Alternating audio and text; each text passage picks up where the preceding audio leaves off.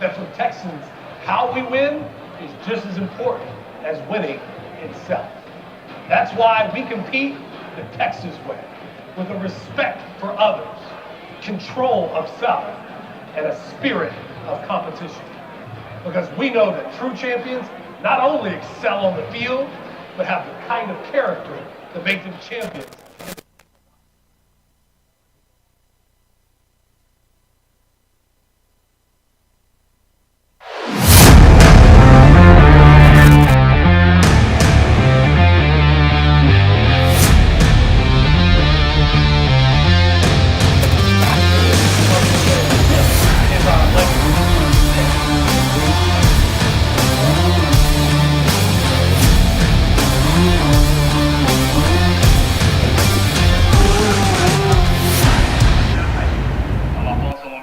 On another beautiful late September night in Central Texas, the action at the Georgetown ISD Athletic Complex promises to be hot as two teams with vastly different styles clash and look to start off their district schedule with a win.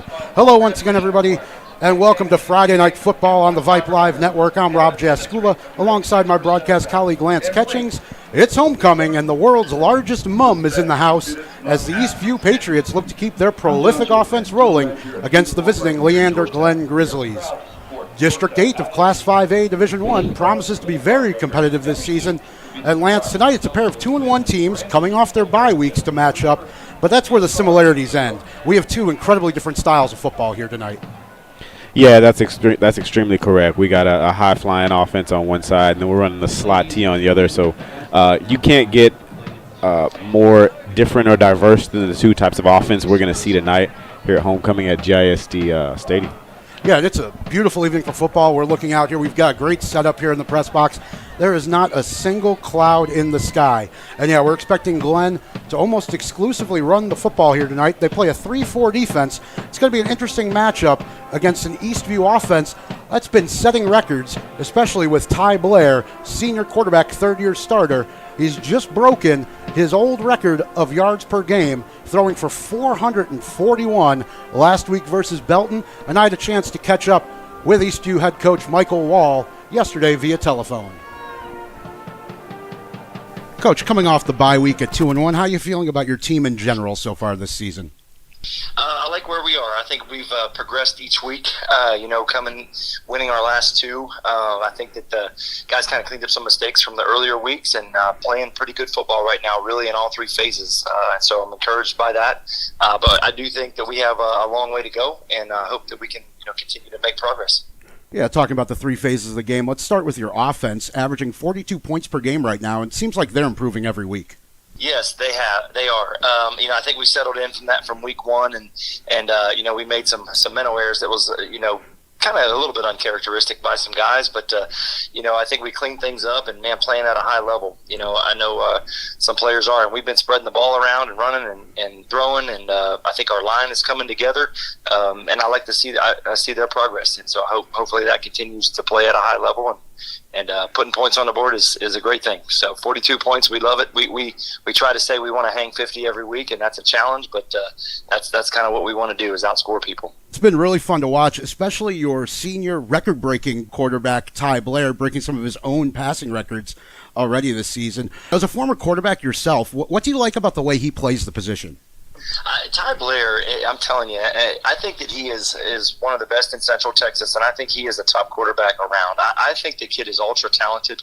I think that he, now having him for his third year here, he knows this offense as good as anybody. We've spent hours together in film rooms and learning, and he is not making very many mistakes. He protects the ball extremely well. He's graded over 90% in the last two games, and if we do that, that always is going to give you a chance if the quarterback does that. So he he can make every throw. He's an athlete. He's tough, and I'm telling you, I'm glad he's a Patriot because he gives us a chance each and every week. On the other side of the ball, your defense only given up 12 points per game so far this season. How are you feeling about their overall play? Really good. I mean, we love that, right? If 12 points a game, had a shutout here for the first time since I've been here, and that's all really, really good stuff. Our line is coming together. I think we've moved some guys around, even from spring ball to fall camp, and I think we've found the right spots for some guys. we're pretty healthy there on the defensive side. It's pretty good. I really like the way they're playing.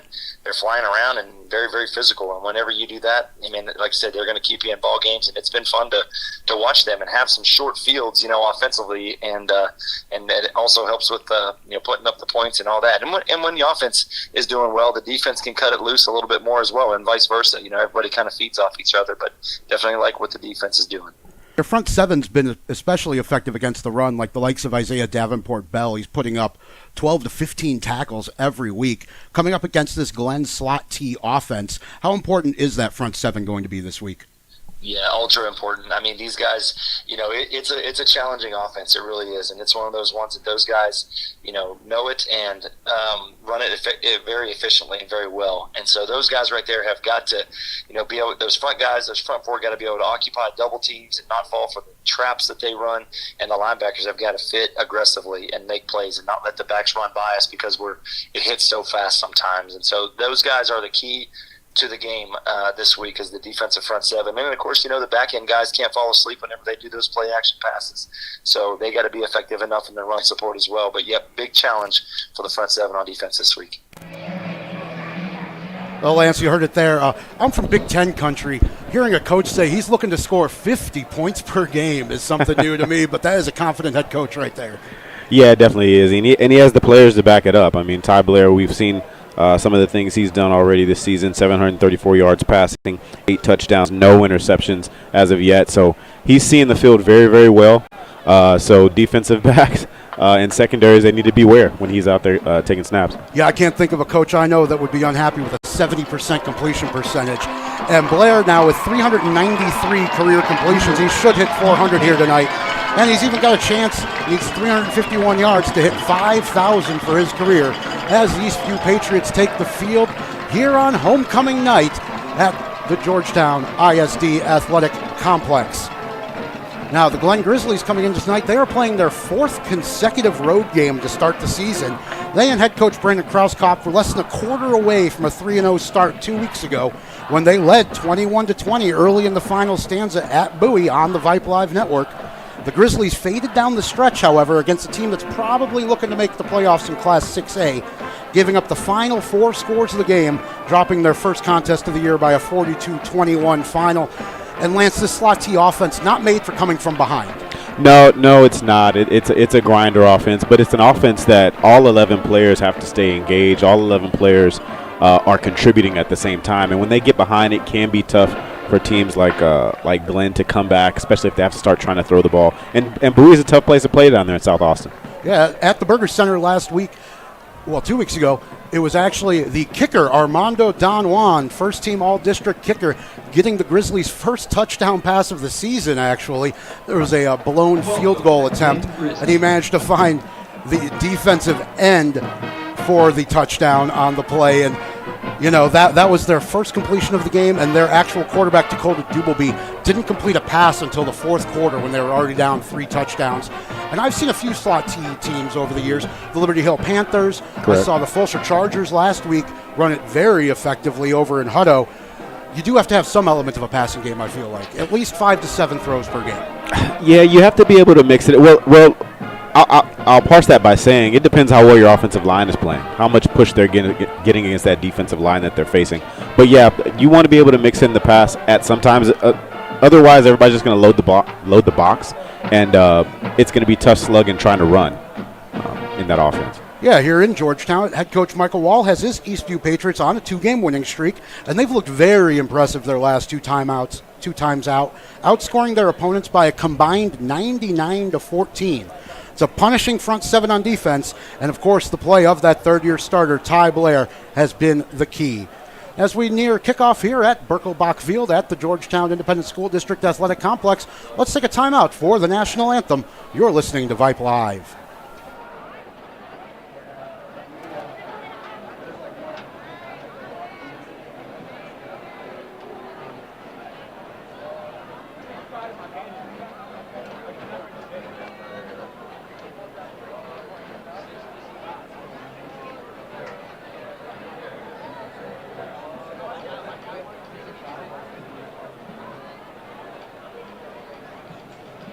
Ladies and gentlemen, at this time we ask that you all rise and direct your attention to the north end zone as cadets from Liberty Battalion present the colors for tonight's game.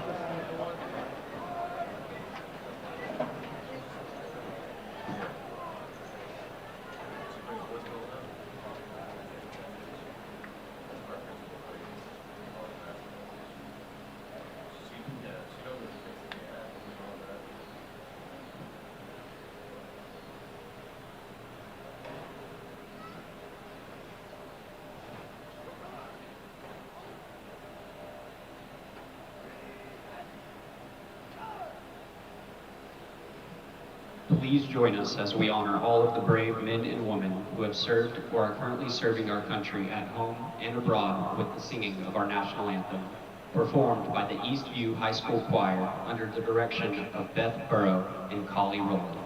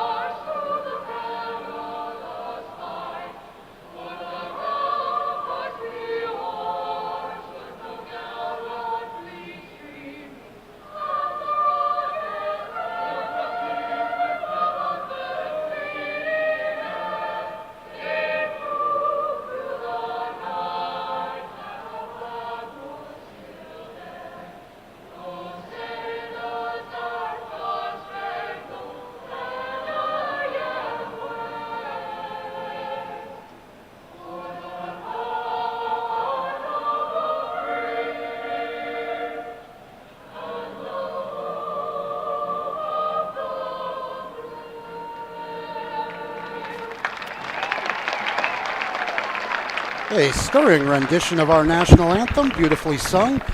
And Lance, as we near kickoff here in Georgetown, it is a gorgeous 88 degrees outside.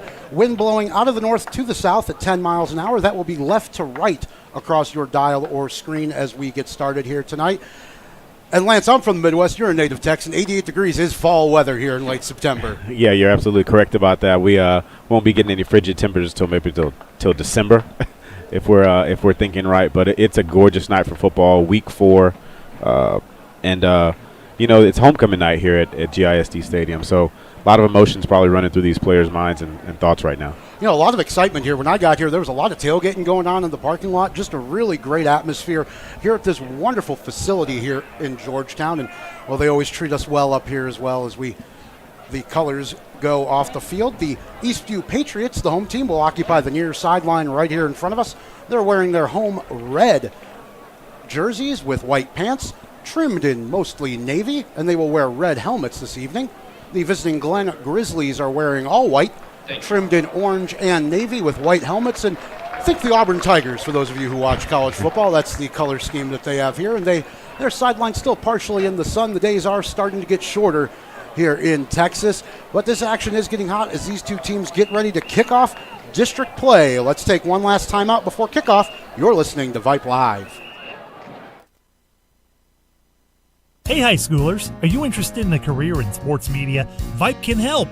Launched in 2017, our Vype U Ambassador Program is a one-of-a-kind educational scholarship program that offers high school students a chance to gain hands-on experience in the sports media field.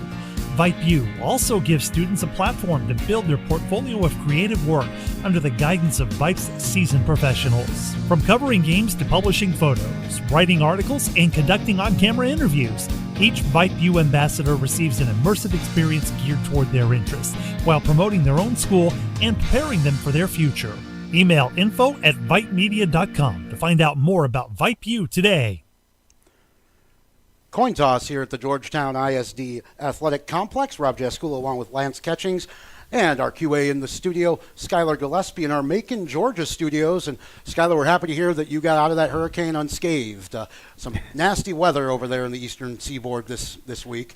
Yeah, correct about that. Well, yeah, not a single cloud in the sky here, as it looks like the coin toss was deferred. Let's see who will be getting the ball first here this evening. Very festive atmosphere here this evening. Yeah, it's homecoming night, and Texas high school football on a Friday night. No better place to be. You really can't beat it. It looks like Glenn will receive the opening kickoff after the Patriots deferred. And Eastview will be working left to right across your dial here in the opening quarters. They head from the end zone where their logo and team name is towards the Georgetown Eagles end zone and logos here on the field. This is a shared facility like many are here in this part of the country. As we are just about set, we are going to see the talented senior kicker and defensive lineman Aaron Reyes getting things going on homecoming night here in Georgetown. It looks like the wind is starting to die down a little bit. We are expecting a beautiful evening. And as the Eastview defense gets ready to go here, one player to watch out for is DeMarcus Davis, one of the 3 talented Glenn running backs. He also returns kicks. He busted his first carry of the week last game for a 71-yard touchdown. Yeah, that's a beautiful thing when you can start off that way. So they are capable of the big plays, despite the fact that they will run the ball a lot. You're going to hear they run the slot T. They do run a traditional full house T formation. We'll also see a single and double wing. The wing T, which is 2 running backs in the backfield with a wing. And also they will run that both tight and loose. You'll hear us say loose will be when they have some receivers. We'll get that to you as well. As we prepare for kickoff, again, the Eastview Patriots kicking off from left to right across your dial. Field fully in the shade as we prepare for homecoming. And we are underway. The kick is a good one. It is fielded on the right side by Evan Blair. And he is going to get out not even to the 20-yard line before he is gobbled up. And we heard head coach Michael Wall. He said he's happy with all 3 phases. That's a good kick and good coverage right there. Yeah, excellent kick, excellent coverage on that return. And looks like they'll be starting out from about the... Number 20, Isaiah Davenport Bell with the tackle. They're marking at the 20-yard line there. A generous spot to start, I thought. And we heard the name of Isaiah Davenport Bell, and that's one we're going to be calling a lot. He had 14 tackles last game, averaging 12.5 per game here in the early part of the season. As we get our first look at this Glenn offense run by Dakota Dubleby, they're going to break the huddle and snap it very quickly once they come out, and you'll see that these running backs do not go very far back. It is a wing T formation, and it's going to be carried to the left side. This is Keaton Gordon, their big play back. He's across the 25 and across the 30. A first down on the sweep. And they had Dubleby, the quarterback, lead blocking there. That's how it works in the slot T. You're not running with the football, you're blocking. So excellent start for Glenn there on that play.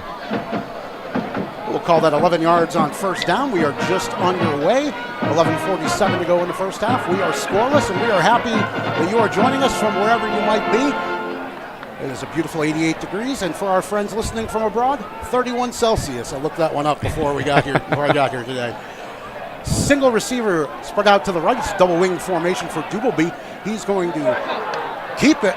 He's going to find some running room off of right tackle. It's another first down, and boy, did he run that RPO very well right there. He had the ball deep in the gut of his fullback, Jason Ortiz, and waited till the last moment to pull it back. Yeah, excellent job by the QB there, riding that mesh and then pulling at the last second.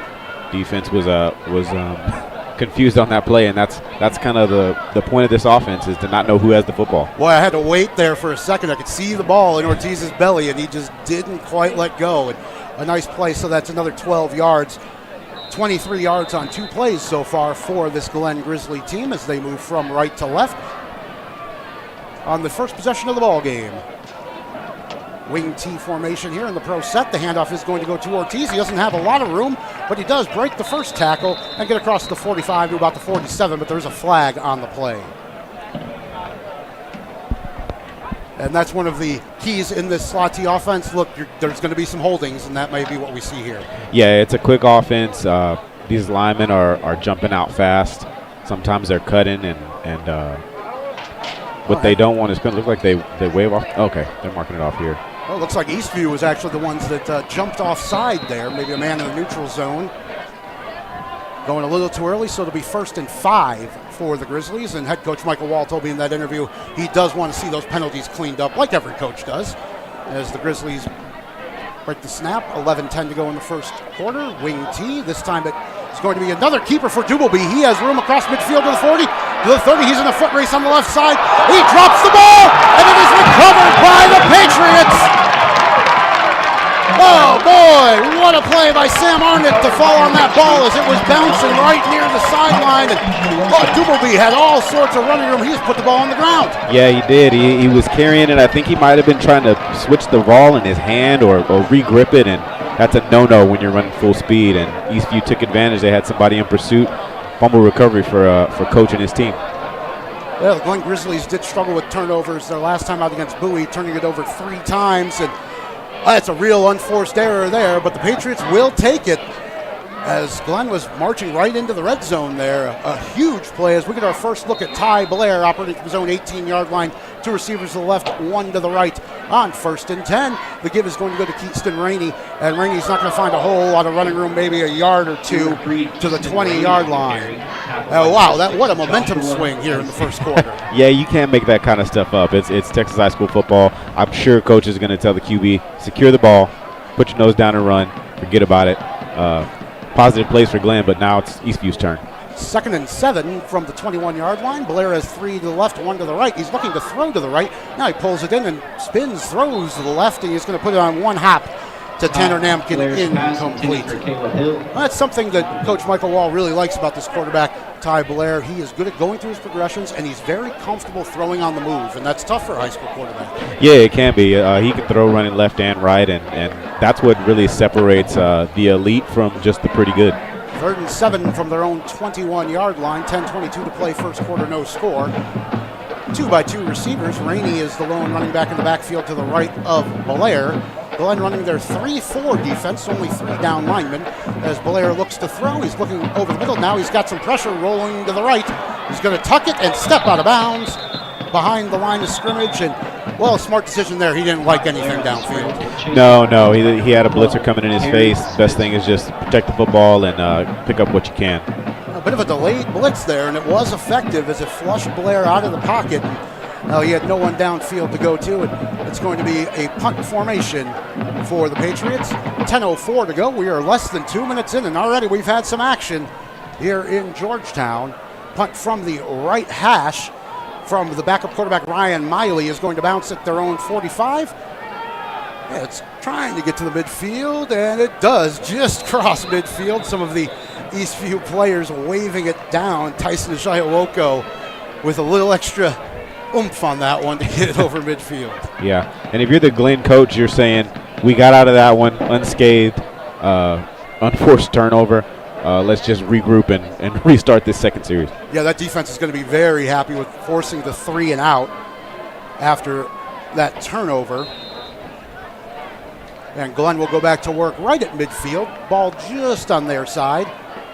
And on the left hash, 9:53 to play in the opening quarter. We are scoreless here in Georgetown. There's a slot T formation, and the pitch is going to go to the right side, and DeMarcus Davis across midfield and down to about the 45. A solid 5 yards on first down, and you'll take that every time. Yeah, 3 yards in a cloud of dust is what Coach used to say, so as long as you're moving in the right direction, 3 plus 3 times 4 get you 12, and that's first down every time. Well, Davis on his first carry of the season 2 weeks ago busted a 71-yard touchdown run. He also had a 60-yarder in the first half against Bowie, so he is their big play explosive back. Ball at the 45, middle of the field as they come out in the wing T. The pitch is going to come to the near side, and this is Gordon, and Gordon is gobbled up in the backfield. He had nowhere to go but down. That's a big play on second down for this Eastview defense. Excellent job by the linebacker there, cutting under the blocker, and the running back had nowhere to go. So good job by the Eastview defense there. Sam Arnott, who recovered the fumble on the first possession of the game, into the backfield there and forcing this 3rd and long situation. It's 3rd and 8. 8:55 to play here in the opening quarter. We are scoreless, and here's a situation Glenn doesn't want to be in, 3rd and long. Exactly, Rob. Glenn does not want to be in 3rd and anything more than 4 throughout this entire game. 2 wide receivers out to the right for Dubelby. Single running back is Ortiz. Dubelby is going to roll out to the right. Looks like a design keeper. He's got some room on the right side inside the 40 to the 35. That's a first down. And he just had a lot of running room there once he faked the handoff. Yeah, those receivers ran those other defenders out of that zone over there and gave Dubelby some room, and first down Glenn. 13 yards for Dubelby on 3rd down, so big play there, and they are now marching into Eastview territory at the 35-yard line. Ball spotted at the right hash. It'll be 1st and 10. And This Eastview defense very strong on the edges, a very strong front seven, but the contain not quite there on third down. Single receiver to the left and double wing formation, man in motion to the near side. That is Davis, and Davis has some running room on the left side. He's got a blocker. He's inside the 20, inside the 10, looking for the pylon. Does he get in? Yes, he does. It's a touchdown, 35 yards for Davis. Excellent job by the offensive pulling guard there, pulling tackle. Dubelby jumped in front of the running back, and then he took it home. So great execution on the offensive side there for Glenn. Well, this big play offense already here, running the slot team, but filled with excitement as we are going to get our first look at the all-district kicker, Armando Don Juan, as he kicks into the wind for the point after touchdown here. 8:24 to go in the opening quarter, and the Eastview Patriots trailing 6-0. Here's the kick from Don Juan. It is up and through. No surprises there. And so we will take a timeout. It is 7-0 Glen on the Vype Network. What is Vype Live? Vype Live is one of the largest and most respected broadcast and live stream networks in the state of Texas. Vype Live broadcasts any sport you can think of for youngsters of any age, from Pee Wee and Pop Warner to high school, club, college, semi-pro, and beyond. We also broadcast plenty of academic, fine arts, and community-related events as well, and now as partners with Flow Sports. Email us at info@vypemedia.com to find out more. Vype Live. We bring your teams to you. Rob Jaskula, Lance Catchings back in Georgetown, where the Glen Grizzlies have shown some explosiveness from their slot T offense. The 35-yard touchdown run by DeMarcus Davis has given them a 7-0 lead. 8:24 to go here in the opening quarter. Eastview's had the ball once. They went 3 and out, and I think they're going to be looking for a lot more here on this possession. Yeah, they're probably going to be looking to push the pace. As you can see, this Glen offense, when they get in rhythm, they're moving quick. And although they scored on just what it looks like a simple pitch to the left or a toss left, you got to remember this offense is not one that the Eastview defense sees every week. So it's hard to read your keys and know what's going on with the football. They'll adjust them. Yeah, they had to really be happy with that bye week to prepare for this specific offense, too. Yeah. You get an extra 4 practices out of it. The kick from Don Juan from right to left is a good one. It's going to sail into the end zone on the fly for a touchback, and that's into the wind as well. Strong leg from this first-team all-district senior kicker, who did throw a touchdown pass last time out as well, so he is multi-talented. We're going to get our second look at Ty Blair and the Eastview offense, moving from left to right across your dial. And the shadows are all pretty much covering the entire stadium. The days are starting to get shorter here in the fall. And I know for some of our friends listening in points further north, it's probably already dark there, but the sun is just setting down here. We are a bit further south as Ty Blair gets back to work on 1st and 10 from the left hash. Moving left to right, he's got a 2x2 receiver set, empty backfield. Now third man split out is Rainey to the right side. And Blair looking right. It's a design quarterback keeper. It looks like Glenn has this one sniffed out. Oh, but Blair jukes one man, but he's still not going to get back to the line of scrimmage. He's going to lose 4. And that play just wasn't going from the start. No. Another blitz by Glenn. It seems, at least in this first series and the start of the second one, is that pressure on Blair is going to be key for them, or part of their defensive philosophy for tonight. Yeah, certainly not shy about bringing the pressure. I think that's the 3rd blitz they've already run in 4 plays. So right hash now, 2nd and 14 for the Patriots. 2 receivers left, 1 to the right. Luke Martin in the wingback position as Blair looks to the left, and this play is whistled dead before the snap.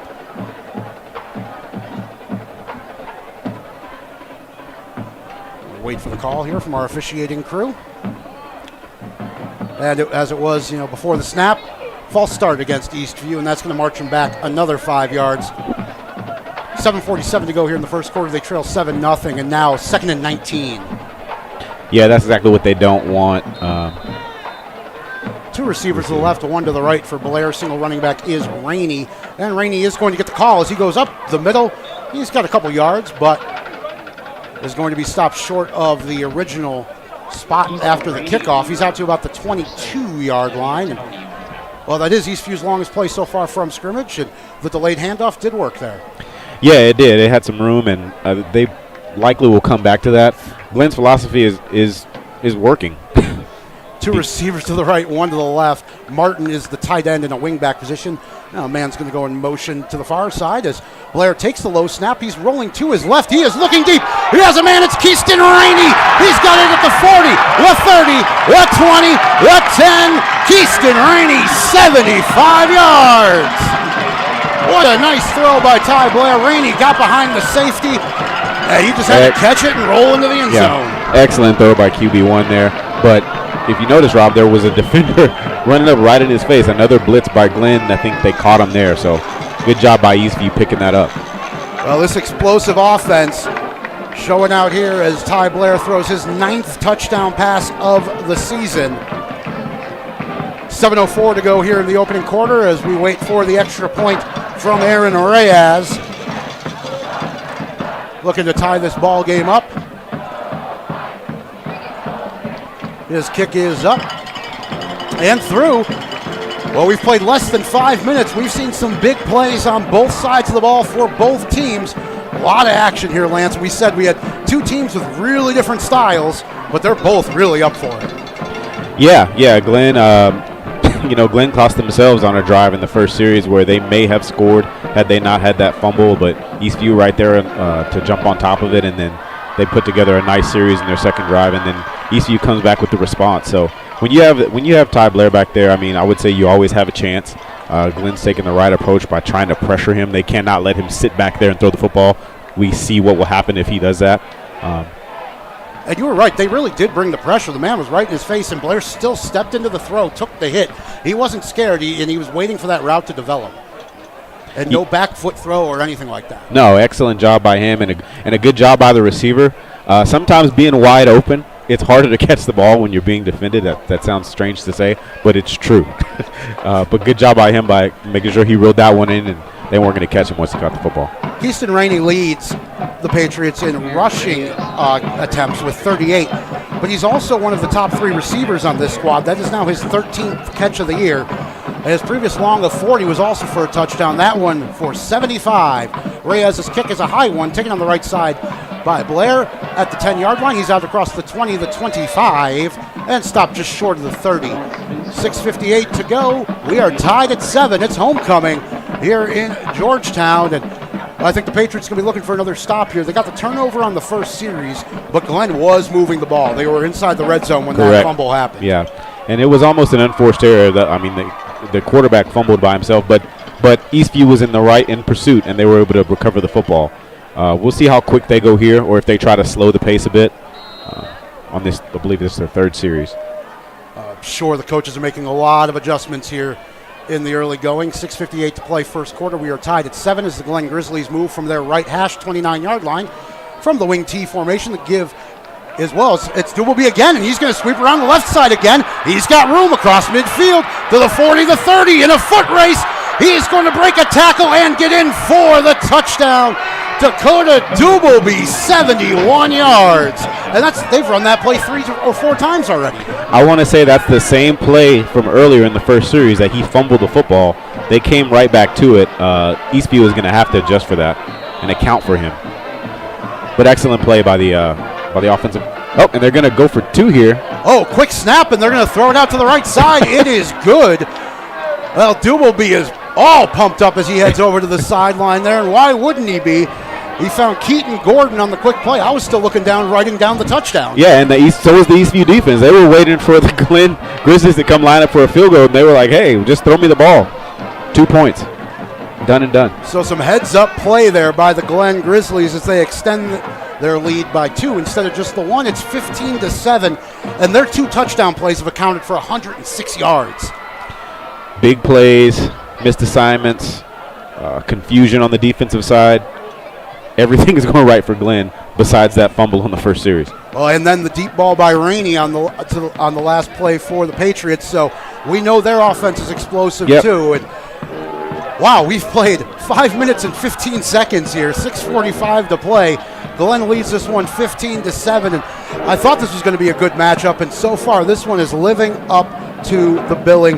Dakota Doubleby from 71 yards out to give Glenn the lead for the second time here tonight. Yeah, we might be in for a good old Texas high school football track meet tonight. We'll see what happens in the second quarter, but that's what it's shaping up to be. I'm ready for it. We all worked all week. We're here Friday night. It's homecoming. The band is playing. The cheerleaders are out. Let's see what kind of show they have on offer for us as Armando Don Juan kicks off from right to left. Aquavius Marbury is the deep man for the Patriots. This one is going to go to the right side, and it's going to be taken by Tanner Namkin from his own 2. He works towards the hash mark across the 20, and he's not going to get much further than that before he is gobbled up by the Glenn coverage team, led by number 44, Demario Alba, the outside linebacker. So that one didn't quite make the end zone. 6:37 to play in the opening quarter. And do you think they go deep here? I think they're going to get something short and see if Glenn blitzes against. I would guess coaches telling that offensive line, we need to shore up the middle. So Ty Blair is not taking hits in the face when he's standing back there trying to throw the football. He will start with an empty set, ball in the middle of the field. 3 receivers to the right, 2 to the left for this talented senior quarterback. 1st and 10 Patriots. As he takes the snap, he's looking to throw to the right side. He's going to be flushed out of the pocket once again. And this time he's going to throw it away to the right side, and that was a smart play by a veteran senior quarterback. Yeah, lived to play another down. Just get rid of the football. Nope, didn't put the ball in harm's way. That's exactly what you want. And I think, again, we saw Glenn with the delayed blitz once more. And Braylon DeLoach, the junior, getting into the backfield. Yeah, there may be some confusion on the offensive line about who's picking up who. Obviously there is. We'll see if they can adjust to that. 2nd and 10, 2 receivers to the right, 1 to the left. Martin is the tight end in the wing position on the left side as Keaston Rainey comes to the right side. He's going to get the give on. No, Blair's going to keep it. He's going to go up the middle. He's got lots of running room across midfield to the 40, in a foot race inside the 30, the 20, and dragged down from behind. Ty Blair showing his ability to pull the ball back from his running back. He got me on that play fake. Yeah, that was – they ran right where the delayed blitz is coming from. They let that linebacker step out, and boom, he was off to the races. A huge run for Ty Blair. And now the Patriots into the red zone and looking to even this game up. Trying to do the math here on that long run. So it's 52 plus another 10, 62 yards, 63 we'll call it, for Ty Blair on his longest rush of the year. And he did come into this game leading Eastview in rushing yards. He had 182 yards coming into this ball game, so he is a dual threat for sure. Ball is spotted inside the 10 at the 7. 1st and goal, Patriots. 3 receivers to the right, 1 to the left. Single running back is Rainey.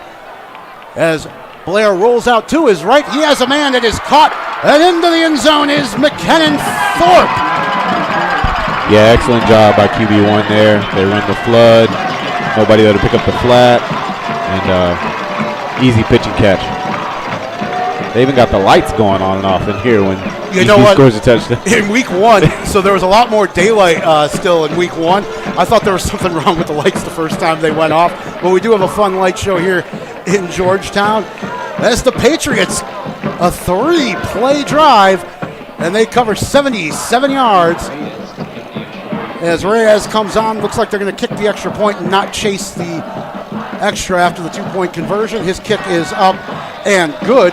6:06 left in the first quarter. We haven't even played half the first quarter yet, Lance. It's 15-14, Glenn on top. Yeah, I think we can go ahead and confirm it's going to be a track meet. More fun for us.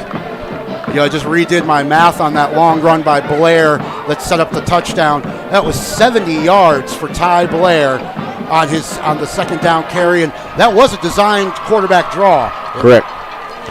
Yeah, that's beautiful, and you like to see a guy who can not only throw the football as well as he can, but somebody who's got some wheels, who can move a little bit, and he showed right there that he's got some sprinter speed in him.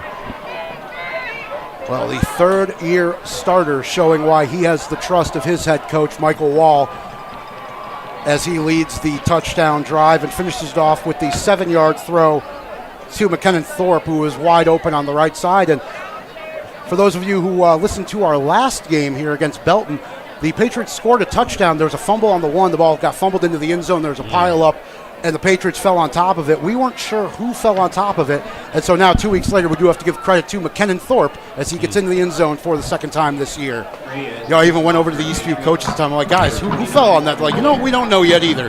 So 15-14 with 6:06 to play, first quarter here in Georgetown, as Aaron Reyes will kick off from left to right. The lights starting to take over as night falls on Friday night. It's a good kick from Reyes, and this time Blair is going to watch it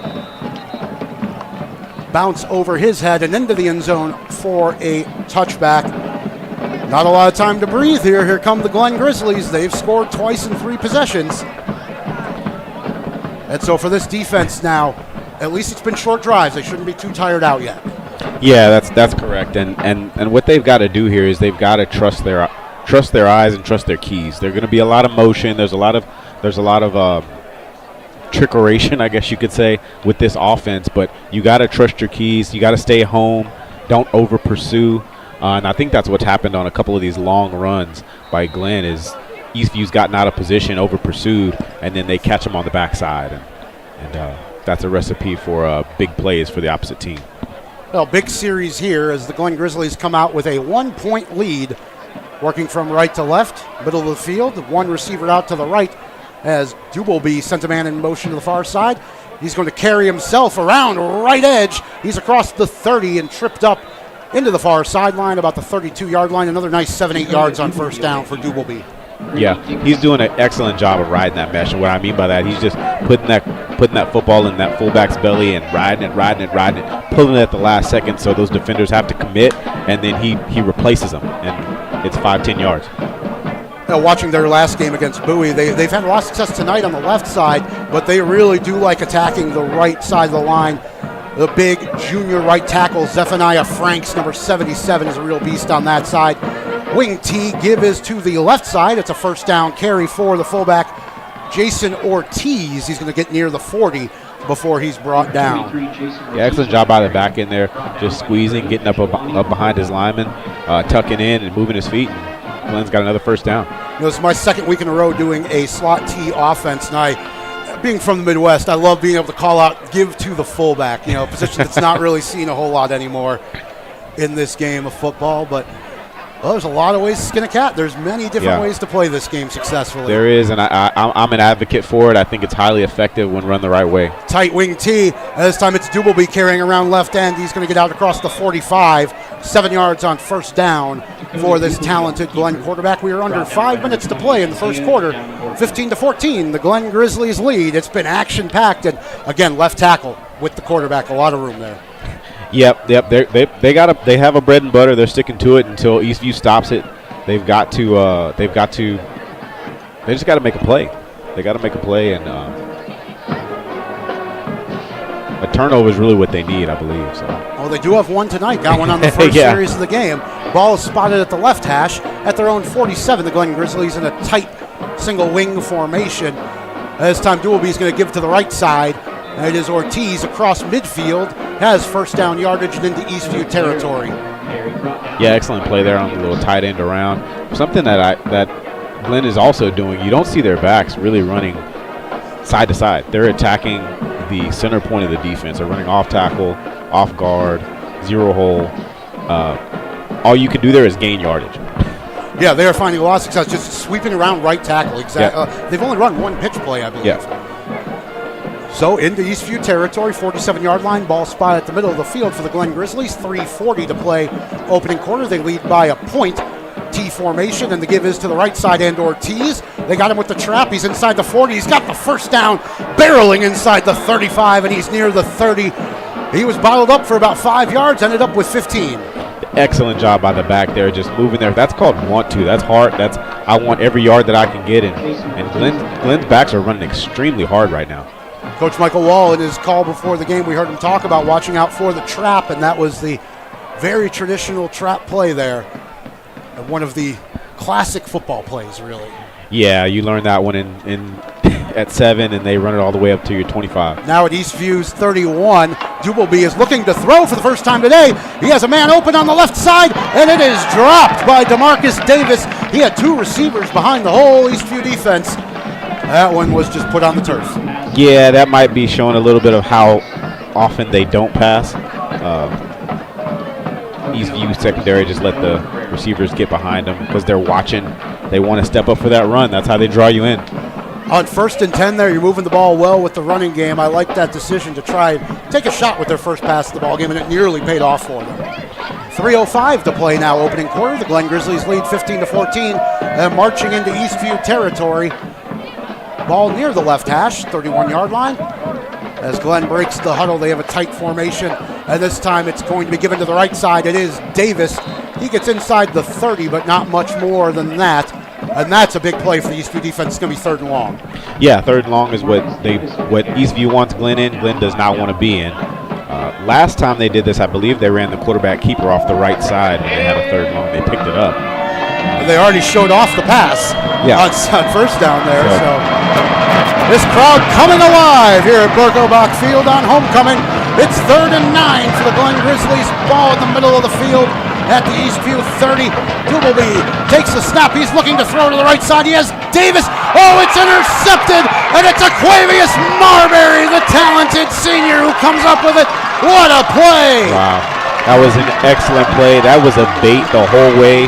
He made Dubelby think his receiver was open, but he knew he had the speed to get there if he threw it. Oh, that was picture perfect. Aquavius Marbury, he's done a little bit of everything for this Eastview defense. And, you know, I could see as that play was developing, Dubelby needed to throw that about a step or two sooner, and Marbury stepped in front of him. Yeah, once he recognized, he's like, okay, if you want to try to throw this ball, I'm going to wait on it. And he decided to just go ahead and intercept it. This Eastview offense back to work inside their own 10, left hash, 2x2 receivers. As Ty Blair goes with the play action, he's going to throw to the right side. It's Tanner Namkin. He's across the 10 and near the 15. See where they mark him. He stepped out of bounds, looks like about the 12-yard line. 2:16 to play opening quarter. Glen leads 15-14, but the Eastview Patriots have forced their 2nd turnover this 1st quarter. 2 turnovers, good play right there by Blair. Just want to get out of the end zone, give themselves a little bit of room to work with there. 2nd down, 6 to go. 2 receivers to the right, 1 to the left. Blair is going to go with the RPO and throw to the left side. Has a man open. It's Thorpe. He's across the 20. Breaks a tackle to the 25 and near the 30. And so McKennon Thorpe with his 2nd catch of the ball game, and a nice 1st down there gets them out of the shadow of their own end zone. Exactly, and they ran the same route on that play as they did the first one, and they were just trying to get some room, and Blair made a tackler miss. Excuse me, Thorpe. 2:07 to play now as the Patriots have 1st and 10 at their own 26-yard line. Left hash, 3 receivers to the right, 1 to the left. Rainey is the lone running back on Ty Blair's hip. Now the receiver, Martin, comes to the right side. They're going to run the pitch play to Rainey. Rainey's across the 25 to the 30, and he's shoved out of bounds there by Jaden Smith, the talented defensive back. Yeah, let's see where they mark him. Yeah, right at the 34 yards on 1st down. That's a good start. Yeah, excellent start. 3 yards in a cloud of dust is all you need. 3 times 4 gives you 12. 1st down each time. You know, I wonder how they're going to score that one, because it almost looked like Blair threw that one forward on the pitch play. So that may be a reception for Rainey. 3 receivers to the left, 1 to the right. Now man in motion to the near side is Rainey. Blair with the RPO. He is going to give it to Rainey, left side across the 30. And not much more than that, about 2 yards on 2nd down as we go under 2 minutes to play. And, well, the RPO there, it looked like. Yeah, Blair decided to give it for whatever reason. Either saw something he didn't like or thought that was the best option. Also, them running the football here keeps Glen honest. They can't just sit back and try to wait for Blair to throw the ball. So Coach mixing it up here with the play call. 2x2 receivers on 3rd and 6 for the Patriots. Blair has a single running back, Rainey, in the backfield. He's looking to throw left side and has Keyston Rainey of the 35. He's battling towards the sticks. Let's see where they mark him. It's going to depend on the spot. Yeah, and that was an excellent catch. Made it look routine, but one hand spinning around. Excellent job by the receiver there. Well, Rainey with a big 1st quarter. He has the long touchdown reception as well. And he's a very talented receiver out of the backfield. Now over 14 receptions on the season for him. And it looks like they are going to mark him a yard short at the 35-yard line. It's 4th and 1, and the Patriots are lining up as if they're going to go for it. But they do drop Blair back on occasion to do the pooch punt. Let's see what they go with. Ball is at the left hash with 1:16 to play in the opening quarter. As Blair takes the snap, he is going to give to Rainey on the right side. There's nothing there, and they're going to stop him short of the line to gain. Good play there by the Glenn defense. Excellent play by Glenn. Big win for the defense there. They're going to get the football back with excellent field position. Ralph Norman and the outside linebacker James Gray, two of the first two there. And, well, they had that one sussed out from the very beginning. That play was going nowhere from the start. They did. Maybe a little overconfidence there by Eastview with how well they were moving the football there as well. And Glenn defense made a play. We'll see what they come out with here. So stopped short on fourth down, giving Glenn great field position at the Eastview 34. 1:09 to play in the first quarter, and they lead this game by a point, 15-14, in what's been a wild first quarter. Tight double wing formation for Glenn as they give up the middle. It's Ortiz. He breaks a tackle inside the 25, spins inside the 20 into the red zone, and another nice run there, 19 yards for Ortiz on a play where it looked like he was stopped after about 3 or 4. 1-2, heart, grit, toughness. Glenn backs have been showing it all night and early into the first quarter. We are under a minute to play here in the opening stanza. Ball is in the middle of the field, and now Glenn in the red zone. 1st and 10. Dubelby with the wing T this time, and the give is up the middle again. It's Ortiz, and he is inside the 10 near first down yardage. It's going to depend on the spot. He needed about the 8-yard line. Looks like they're going to mark him short at the 9, but 9 yards on first down, and they're knocking on the door. Yeah, Eastview's not found an answer to this Glenn offense yet. I'm sure the coaches will be regrouping at halftime to talk about how some of these plays have gone.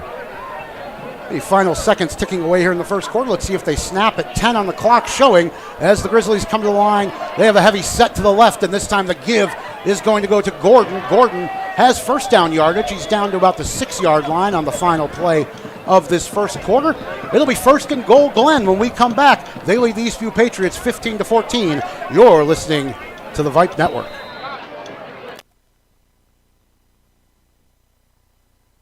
Hey high schoolers, are you interested in a career in sports media? Vype can help.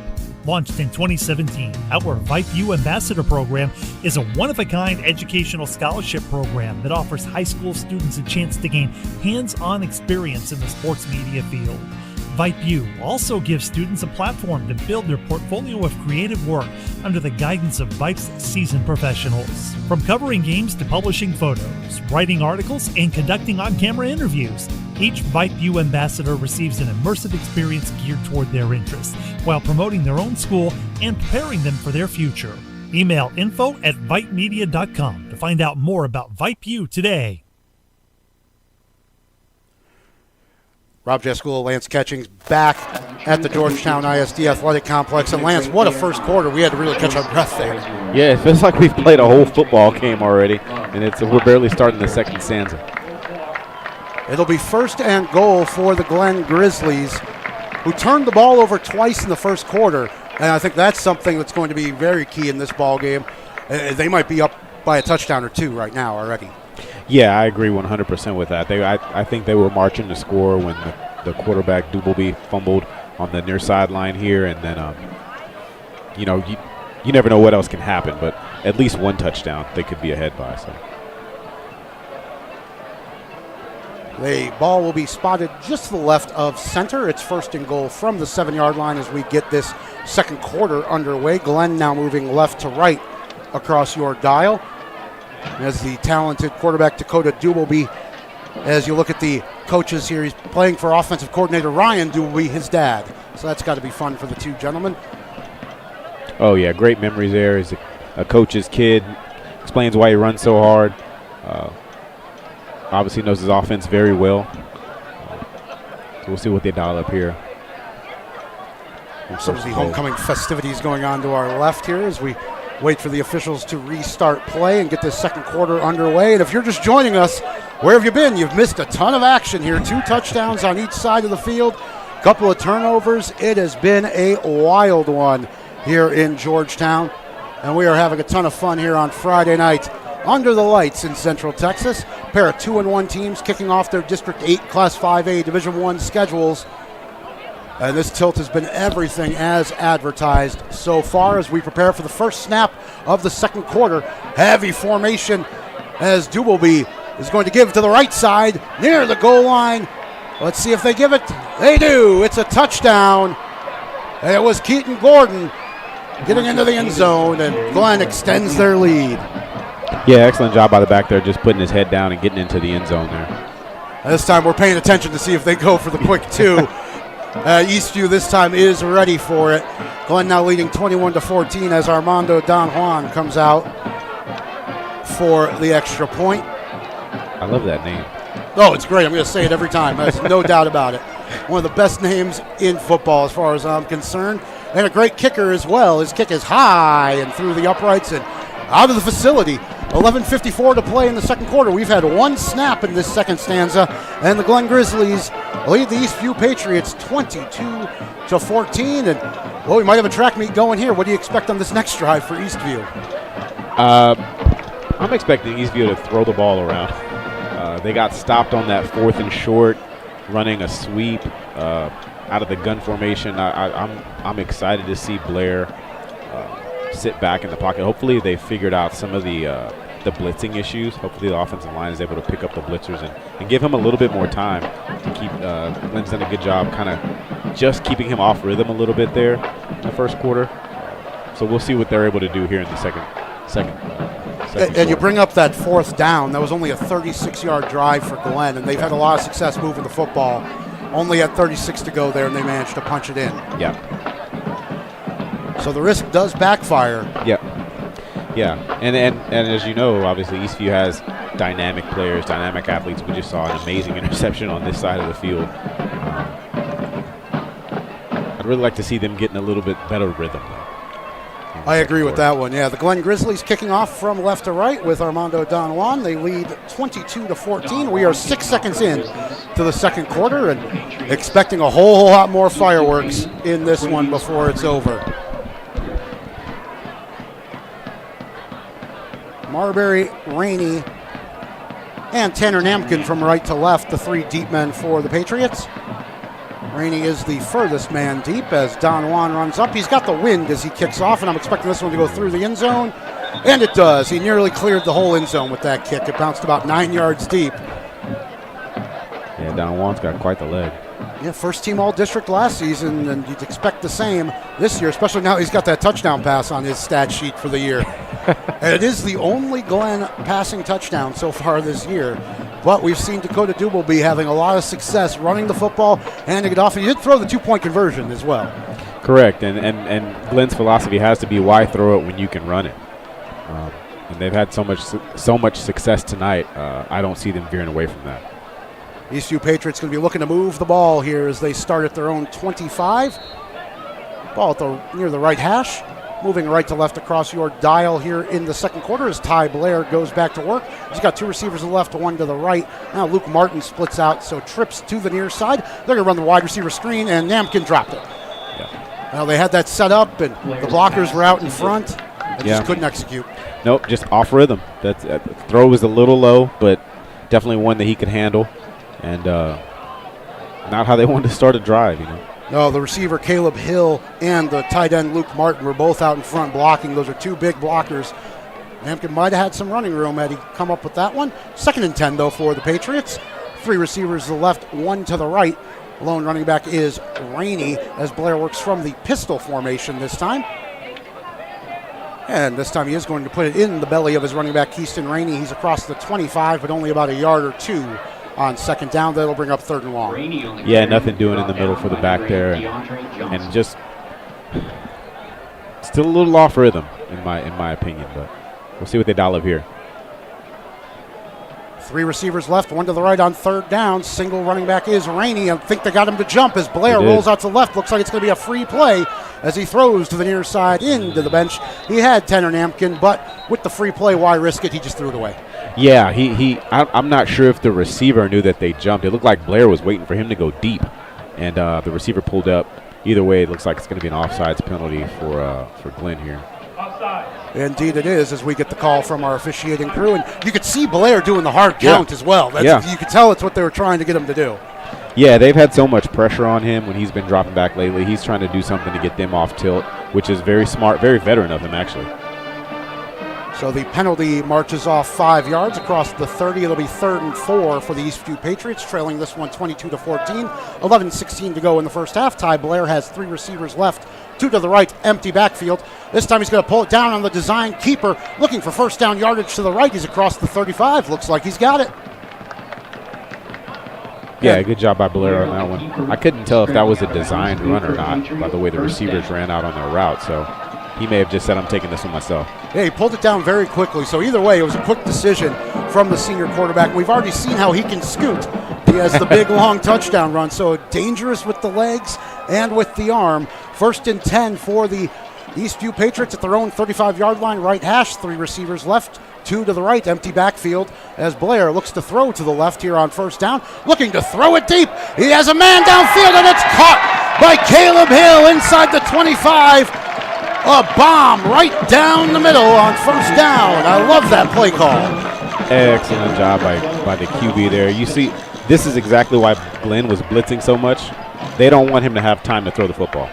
47 yards from Ty Blair to Caleb Hill. The junior wide receiver was wide open. He just ran a post route between the hashes. And so now the Patriots marching, 23-yard line, ball spotted center of the field. Deep in Grizzly territory, 3 receivers left, 1 to the right. As Blair looks to throw left, he pump fakes once. Now he's throwing to the end zone. Ooh, and it's just off the fingertips of Luke Martin. He was in double coverage, but Blair still put it in that position where only Martin could have gotten to it. Yeah, that was still a really good throw, even though he was in double coverage. Look, that one might be on the receiver. Might have been just off his fingertips, but good throw by Blair.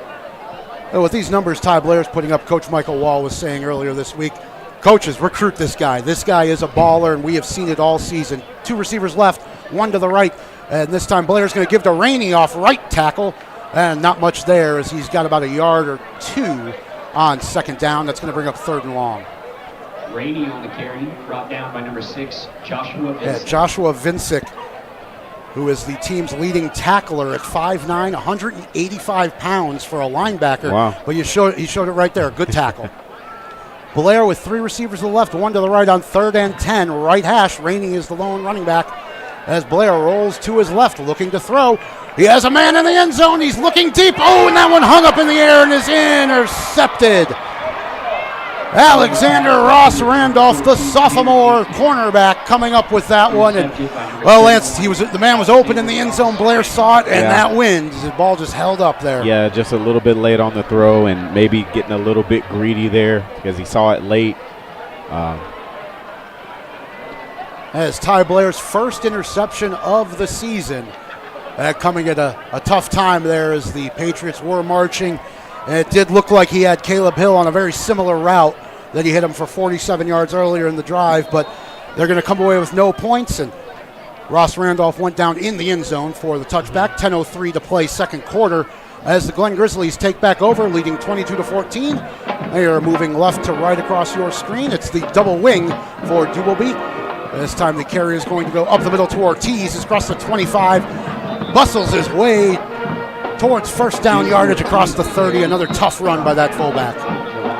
Yeah, the backs from Glenn I'm just extremely impressed with, running hard. It looks like we're going to get a timeout here for an injury. 9:56 to play in the 2nd quarter here in Georgetown. It's just about fully dark here. The Glen Grizzlies lead this one 22-14, and 3 turnovers on either side, plus the turnover on downs. So this one's been a real shootout, and it could have been more for both teams. Yeah, that's true. Glenn getting off, I mean, as good job on the – let me give credit where it's due. Great job by the defensive back there to intercept that ball. First interception thrown by Blair this season, but it feels a little bit like Eastview might have let them off the hook again. They were driving, they were picking up yards, and somehow Glenn finds a way to make sure Eastview doesn't come up with any points, and now they've got a chance to take a touchdown lead should they be able to drive the length of the field here. What may be a pivotal moment in this game. And, Lance, we talked before the game, the wind is blowing from left to right about 10 miles an hour. You can see the pennants are still moving. The flag's not so much, but both interceptions have come into the wind.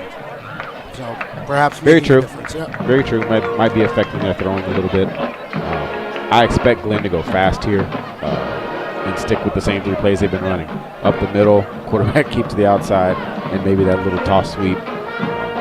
Yeah, nothing fancy from this Glen Grizzlies team, but this not at offensive all. line has been really impressive too. They're getting a lot of nice push. Extremely impressive, and as they say, if it ain't broke, don't fix it. They will have 1st and 10 when we resume play following the injury timeout.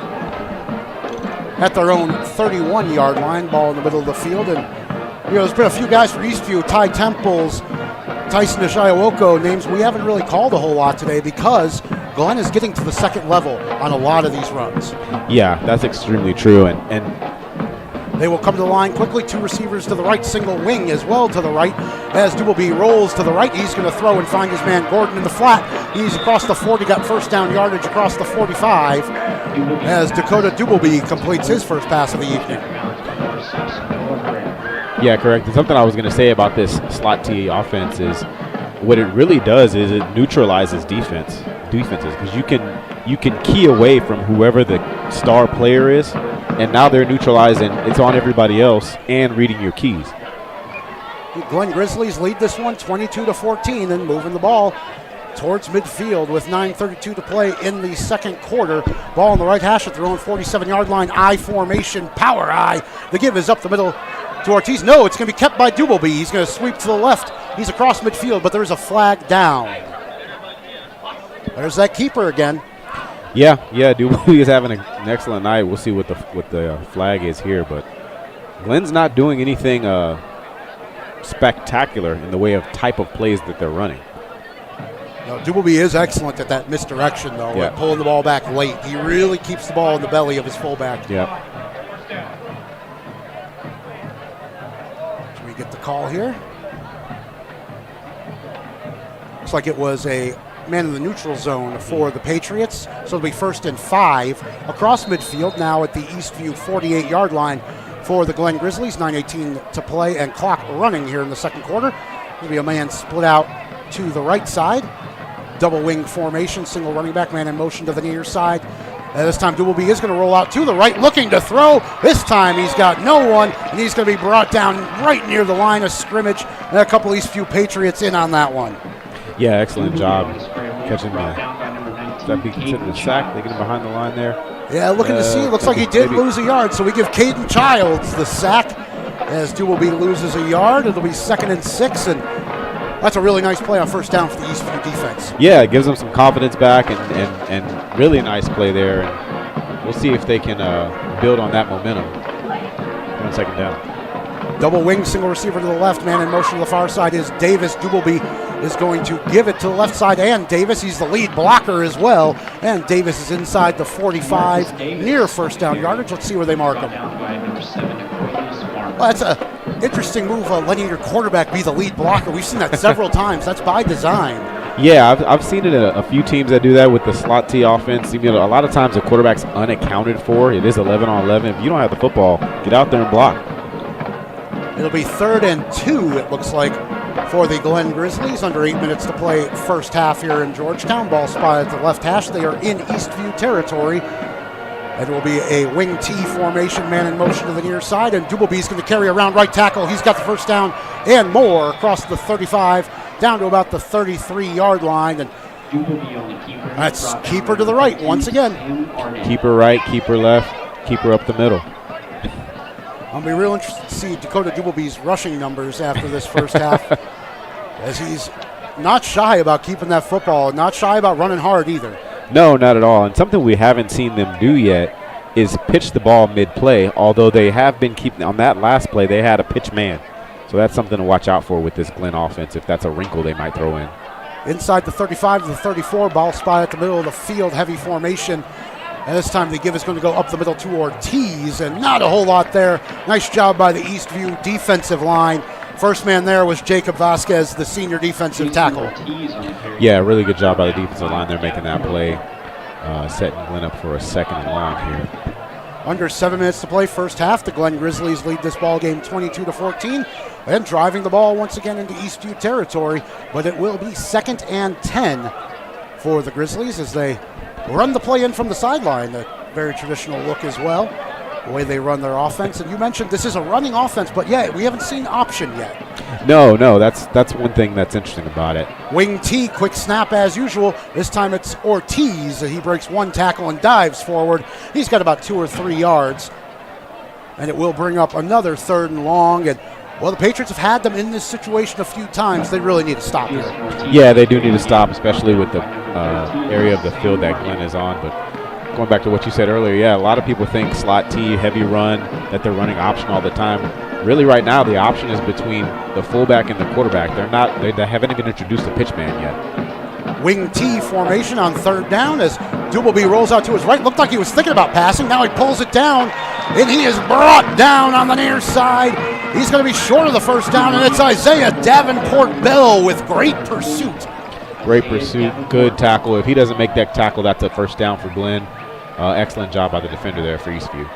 Yeah, it looked like Doubleby was thinking about throwing that ball. It almost looked like he bobbled it a little bit before he decided to run. Did you see that? Yeah, he wasn't fully committed to it. He might have saw something and said, oh, I think I can get it, and then saw the flash of the defender, which pulled him off. But we've got our famous kicker here now. Here is Armando Don Juan lining up for what would be a 46-yard field goal, right hash.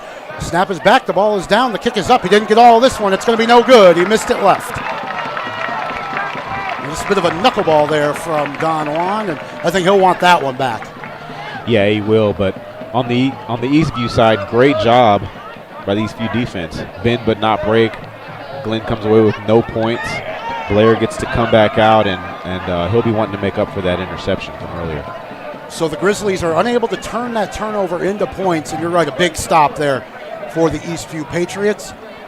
5:14 to play in the 1st half here in Georgetown. It is fully nighttime here as well. We are under the lights on Friday night. The Glen Grizzlies lead this one 22-14 as Ty Blair gets back to work from his own 29-yard line, left hash, 2x2 receiver set. Now Ty Martin goes in motion to the far side. Keyston Rainey is the lone running back, and he is going to get the call on 1st down, and he is gobbled up in the backfield by a couple of Glen Grizzlies led by the senior defensive end, Ralph Norman, and nothing there. Yeah, great push by the Glen defensive line. Nowhere for the back to go, and it looks like Eastview is going to try to go quick here. Loss of a yard, 2nd and 11, ball left hash, 2x2 receivers for Blair. Single running back is Rainey. Blair looking to throw left, pumps once and throws it away. He didn't have his first option, Ty Martin, there, and decided to throw it away. There was double coverage there as well. Yeah, look, maybe Eastview coaches here saying, hey, let's try to speed things up to try to create some rhythm. But it looks like now they're going to slow tempo back down. So 3rd and 11 from their own 28-yard line, coming off the missed field goal. 2x2 receivers for Blair. Now sends a man in motion, Namkin to the far side. Rainey, the lone running back, on his left hip. As Blair looks to throw, he's setting up the screen on the near side. And Glenn has that one snuffed out. And it is James Gray, the junior outside linebacker. He had Rainey right away. Yeah, right in his sights. He recognized that play. That's called a good week in film study, and excellent job on making the tackle. And now Eastview's punting again. Called a loss of 6, so it is 4th down and about 17 here, and definitely a punting situation from their own 21. Ryan Miley, the lefty punter, gets this one away. It's a line drive, and they're going to let it bounce just across the 50. Let's see where it goes. It's going to take a Grizzly bounce, so it is downed immediately by the Eastview Patriots. 4:04 to go in the first half, and the Glen Grizzlies getting back to work. And after that long drive on the last series, the Patriots go 3 and out. Yeah, correct, Rob. They did, and I'm a little surprised by the play call, honestly, for the Eastview starting on that drive. I thought they would come out and try to go deep immediately, let Blair air it out for that interception that he had down in the end zone earlier, and they didn't. They ran the football, and they're trying to create some rhythm here. Glenn's got another great opportunity. Eastview defense, hopefully they can build off of what they did last series by stopping Glenn, holding them to no points. Good starting field position for the second time tonight for the Glen Grizzlies. They're at their own 49-yard line, ball on the right side, double wing, single receiver. This time it's going to be the sweep to the left side, and it is Davis. He's across the 45, about 3 yards on first down as we go under 4 minutes to play in the first half. And you're going to think that they're going to want to control the clock here for these last few minutes as well. Yeah, exactly, Rob. They don't want Eastview to get the football back before the first half ends. And if you notice on that sweep they just ran, I think I counted 4 or 5 white Glen jerseys out in front of the ball carrier, and you want to talk about how are they picking up so many yards? That's how they have that many blockers pulling, getting out in front of their ball carrier on every play almost. It was good pursuit to hold them to only 3 yards. This time the Grizzlies have 2 receivers to the right. Single running back is Ortiz. Dubalby's going to roll to the right, looking to throw. He has his man across midfield and inside the 40, down to about the 35-yard line. So Dakota Dubalby finds Keaton Gordon for the second time on that roll out to the right and just finding him in the flat. Yeah, it's just a flat route, dumping down. It's basically a long handoff, and he had some room there. So, and for a team that doesn't throw the ball very much, that's a real confidence-inspiring throw for your quarterback. Yeah, it is. It is. There's nobody around to intercept it. Really big. And then if he doesn't catch it, it's basically a 6-yard pass. Back into Eastview territory for the Glen Grizzlies. Ball at the right hash, 35-yard line, 3:15 to play in the first half. Single receiver left, double wing. They're going to sweep it to the left side. And this time Blair has nowhere to go with it. The Patriots are going to get him down in the backfield. And there's the big man, Tyson Ajayiwoko, with the tackle for a loss. Yeah, excellent play recognition by the Eastview defender there. He saw what was happening, stepped up, and made sure that there were no yards gained. So, well, the junior listed as a linebacker, plays a lot of defensive end as well. Recruit committed to Texas Tech already. He did lose his helmet, though, so he has to come off on 2nd down and 14 as we trickle under 3 minutes to play in the first half. The Glen Grizzlies lead this one 22-14 and marching into Eastview territory here. There's going to be a single receiver to the right as they break the huddle. Single wing to the right. Now man in motion to the near side. Dubalby's going to roll out to the right, looking to keep it. This time he will pitch it to Blair. Blair's inside the 30. Got about 7 yards there. And, well, Lance, they've been setting that one up for a few plays now. They have. I'm a little surprised they ran it there and didn't hold on to it till the second half, but they saw an opportunity. I guess they're obviously trying to score before the first half is over. So, Blair on either side, and that is the sophomore running back and kick returner, Evan Blair. He's kind of the third tailback for this Glen Grizzlies team, a real talented runner. But Glen has 3rd and 3, so another big play for the Eastview Patriots. Clock is stopped with 2:37 to play first half. They're at the 28-yard line of Eastview. This time it is the wing T, man in motion to the near side. Dubalby's going to keep it. He has first down yardage inside the 25 and pushing near the 30, but the ball's on the ground. Eastview says they have it. No signal yet from the officials. Looks like they're going to confer. The Eastview defense adamant that they do have it, but it doesn't look like the officials are buying that one. Looks like it's going to be a first down to Glen.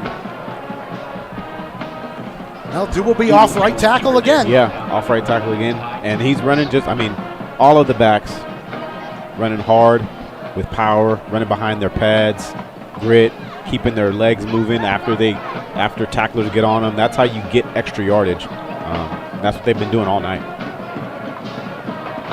2 minutes to play here in the first half as the Glen Grizzlies now enter the red zone at the 20-yard line of Eastview. Ball will be spotted at the right hash as they look to extend their 22-14 lead. It's the talented quarterback Dakota Dubalby who's been running the show. The senior wing T formation with the 2 running backs. The give is going to go to the left side and Gordon, and this time he is gobbled up by the Eastview defense, and it's Tyson Ajayiwoko again. Gordon on the carry, brought down by Another tackle for a loss for him. Yeah, excellent job there by the Eastview defense, bottling that one up. No gain for Glen. I thought it might have been a little bit of a loss, but it looked like they marked it no gain there. Oh, I thought so too. I was going to say his last 2 tackles have been for loss on this drive, but it will be 2nd and 10 for Glen. Ball in the middle of the field as we hit 1:15 to play. Clock running in the first half. Wing T formation with the 2 running backs. This time Dubalby's going to roll to the right. He's looking to throw. He's going to go underneath. Oh, and it's broken up and nearly intercepted by Isaiah Davenport-Bell. Dubalby wasn't committed to that one. He pumped faked, and that allowed the Eastview defense to get in there and break it up. Yeah, they did, and he had another man running in the end zone. That might have been a better option, but with them not being a throwing offense, he probably went with the safer pick there, and Eastview was able to break that ball up. 3rd down and 10 for the Glen Grizzlies from the Eastview 20-yard line. A big play here with 1:04 to go in the first half. It'll be a huge stop here for Eastview to keep them out of the end zone. As the Grizzlies break the huddle, Left side, it's the wing T formation, 2 backs, man in motion to the near side. The give is going to go to Gordon inside. He's got about the 15, but that's it. He's stopped there. And so that will bring up 4th and 5. Let's see what they go with here as we hit 50 seconds to play in the first half. Looks like there's going to be a timeout called by Eastview. At 4th and 5, you're knocking on the door. What do you think here, Lance? Do you stretch the lead with another field goal attempt? Yeah, I think that's what they're going to do, especially with the kicker that they have. Eastview taking a timeout here because I believe they have 3. Yeah, they did. They just burned one. They have the opportunity to get the ball back here. Maybe they might try to push it. We'll see. And we know this Eastview offense can score quickly, too. Yeah. It'll be interesting to see what the Glen offense decides to go with here. And Jubelby is the holder on their place kick, so just seeing him out there isn't necessarily an indicator of what they're going to do. And I do see Armando Don Juan, the senior kicker, putting his block down on the left hash at the 22-yard line. So it'll be a 32-yard attempt when we come out of the timeout. 50 seconds to play first half here in Georgetown. The Glen Grizzlies looking to extend their 22-14 lead. Don Juan 0 for 1 tonight. He missed from 46 on Glen's last possession. And coaching staff showing confidence in their kicker, going right back to him. I do like that. Yeah, he's a senior guy. He's a veteran player. I would watch for the fake here. I would too, as Jubelby went to the line there. Looked like he was trying to cook something up. No, it is a straight kick, and Don Juan's boot is through the uprights with plenty of room to spare. A nice kick there, right over the middle of the upright, and it is 25-14 now. The Glen Grizzlies lead with 47 seconds to play in the first half, and showing confidence in your kicker, boots it right through. Yeah, that's what a guy makes a mistake or doesn't perform up to his best, you come right back to him. I'm interested to see if Blair and the Eastview offense will go deep here if they don't run this kick all the way back, obviously. See if they try to push the pace with 2 timeouts left. Well, with the wind at his back, I am sure that the Glen special teams coordinators are telling Don Juan, boot this one straight out the back of the end zone. Yeah, you know he has a leg for it. Yeah, that'd be smart. Well, it's been a bit of a quieter second quarter here after all the fireworks in the first quarter. Keaton Gordon did get in on the first play of this stanza to make it 22-14 for Glen. And the field goal just now by Don Juan from 33 yards to extend their lead to 25-14. But I think both teams kind of settling into this game now, too. Yeah, that's exactly right. We were moving at the speed of light in the first quarter. Things kind of slowed down here in the second. Keaston Rainey, Aquavius Marbury, and Tanner Namkin are the 3 men back deep for the Patriots. As Don Juan lines up to kick from left to right, he does have the wind at his back following his field goal. He gets all of this one into the back of the end zone again, 9 yards deep. It's a touchback. So Ty Blair will go back to work. He's got 2 timeouts to work with.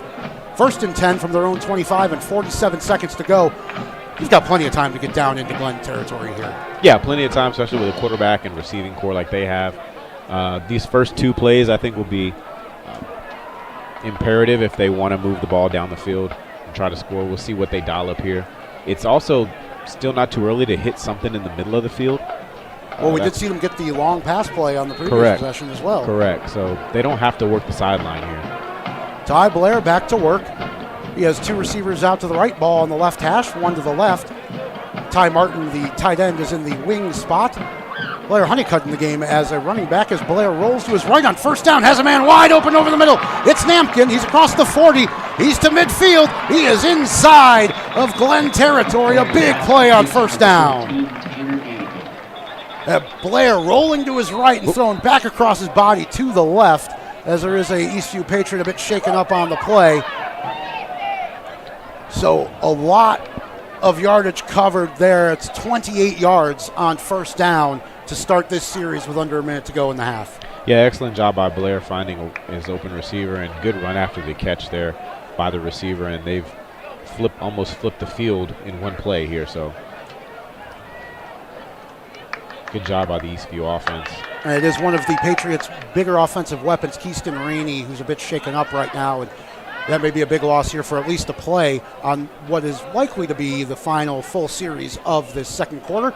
The Glen Grizzlies lead this one 25-14. They're up 15-14 after a wild opening quarter.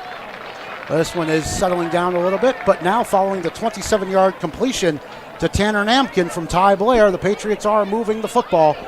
1st and 10, ball at the left hash inside Glen territory at the 48-yard line. Blair has 2x2 receivers to each side. Blair Honeycutt is the running back in the backfield as Blair pumps once, looking to throw left. As Namkin again, he's got about 5 yards to the 42-yard line. And that's something that Ty Blair we've seen this year. He is not shy about throwing out routes. He's got the arm for it, and that's big when you're trying to hold on to your 2 timeouts here. They are going to hurry up. Ball at the 42 left hash, 2nd and 4, we'll call it. 2x2 receivers to each side. Honeycutt, the lone running back, is going to get the throw over the middle. And there's the flag. He was held the whole way. And I think they really got him with that play design. The middle linebacker for Glen had no other option but to grab two fistfuls of jersey. Exactly. If he didn't do that, they might be in the end zone right now. So excellent play call there by the coaching staff and execution by the Eastview offense. And they're moving quick. Blair Honeycutt, the junior, has carried the ball 21 times this season. And that would have been his 3rd reception of the season. He's got 2 catches, both of them for 6 yards on the year. 21 seconds to go here in the first half as the Eastview Patriots are driving into Glen territory. Left hash at the 32-yard line. It's an automatic first down. 2x2 receivers as Blair takes a snap. It looks like it might be a free play. No, they're going to blow it dead. Somebody jumped on that one. Yeah, it's got to be a encroachment there, I believe, by Glen. Blair was going to try to take advantage of that free play, though. They hadn't blown it dead. 17 seconds showing on the clock here in the second quarter as the Eastview Patriots look to trim this deficit as we wait for the penalty call. And I'd imagine it'll be 1st and 5 after this while the referee sorts it out with his crew.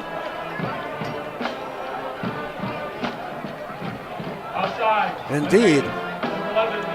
It looked like 2 men from Glen jumped offside there. They're both in the backfield, so the officials blew that one dead. Yeah.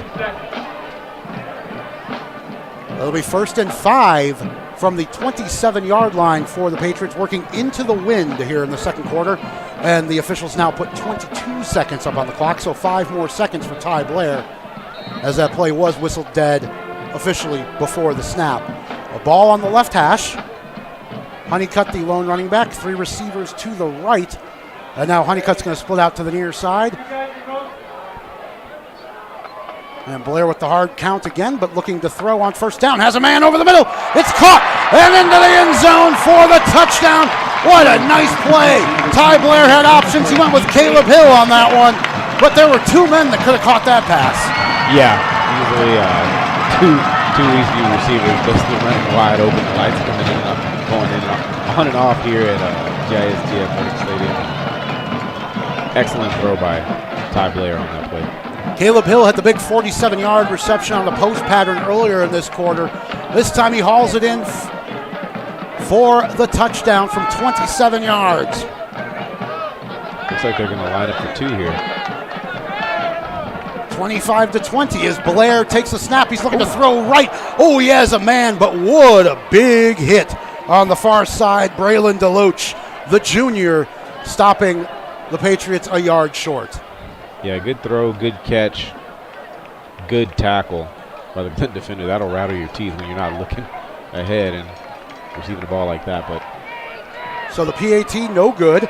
That will make it 25-20 with 17 seconds left in the first half. The Glen Grizzlies on top in this one. And that was a big touchdown for the Eastview Patriots as they go 75 yards in under a minute.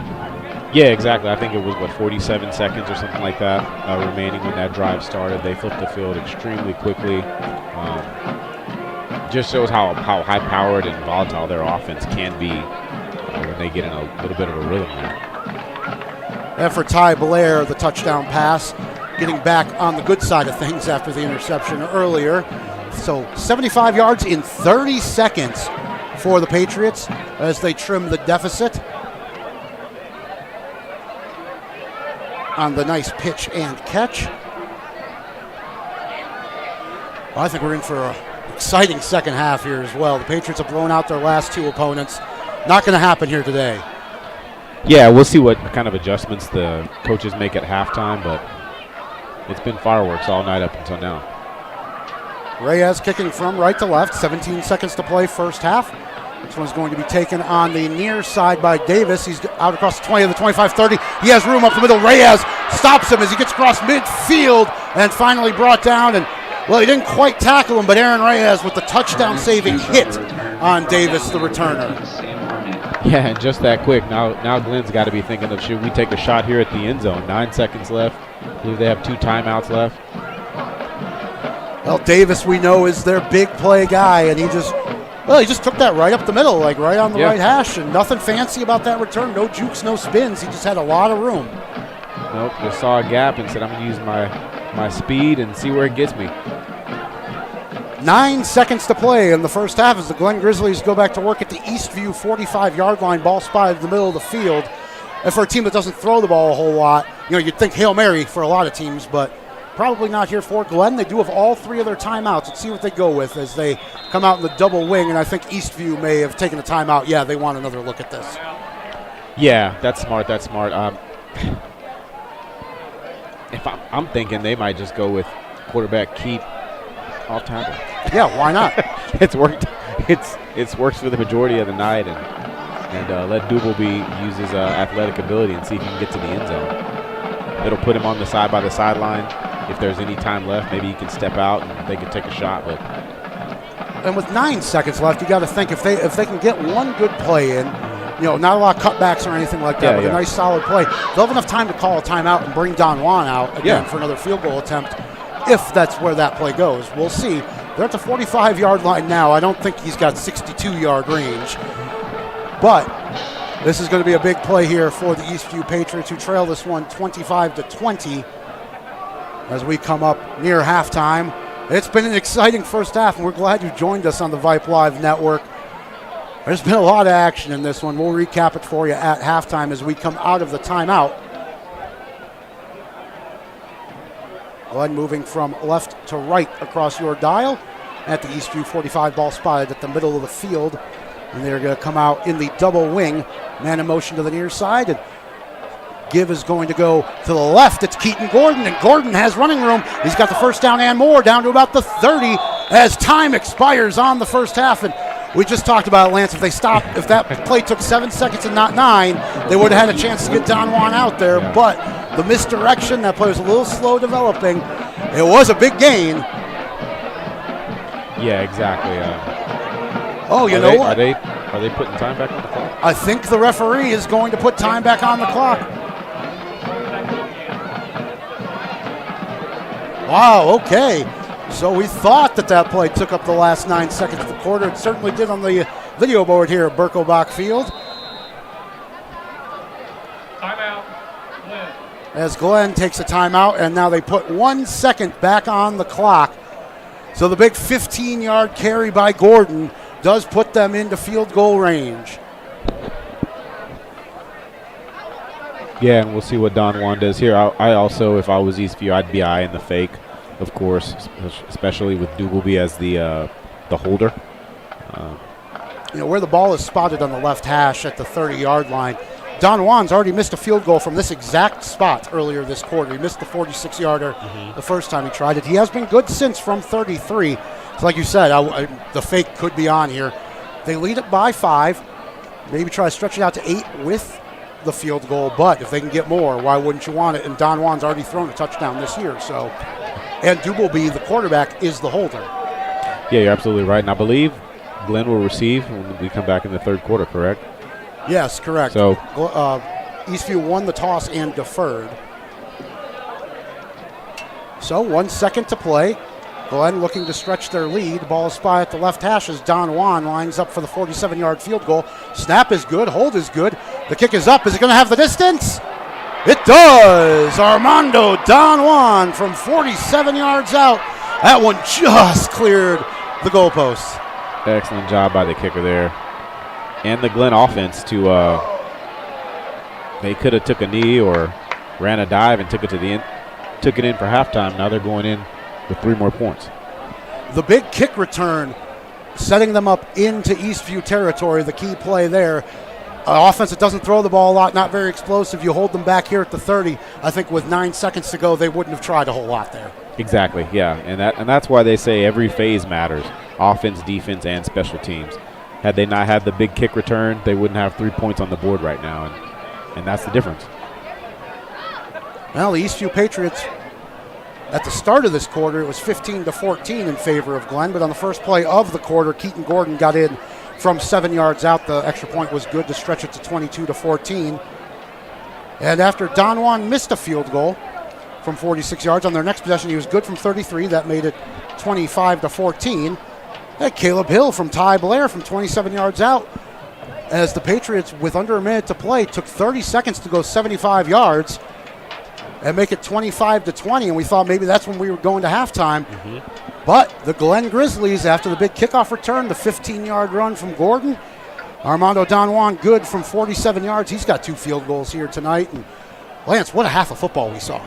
This is what Texas high school football is all about. It's homecoming night. You got 2 teams that really wanted opposite styles of play.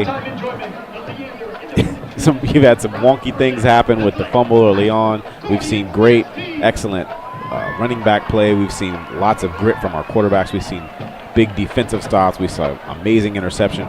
I mean, this is the best place you can be on a Friday night between 6:30 and 10 o'clock at night anywhere in the state of Texas. Yeah, we are glad you're with us here on the Vype Live Network. We're expecting a lot more fireworks, I think, in the second half. Yeah. I don't think this game's going to let up.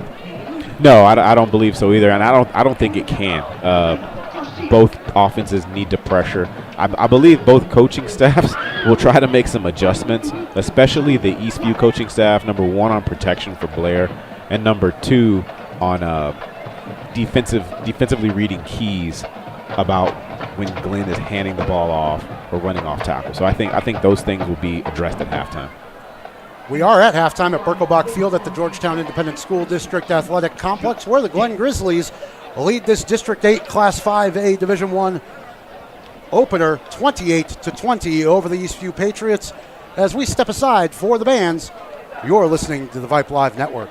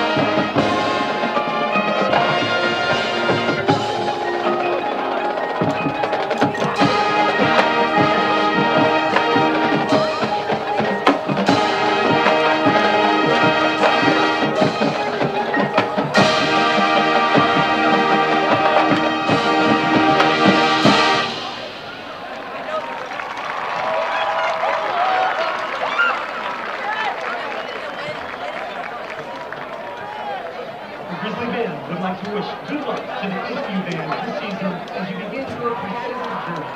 We would also like to give a huge thanks to all of our parent volunteers who have helped to get our 2024 season started. We are so grateful for your help.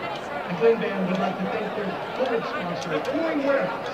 Thank you for your support of our students. If you're interested in sponsoring us and having your business announced at the Backyard performances, please visit glenband.org and go Grizzlies!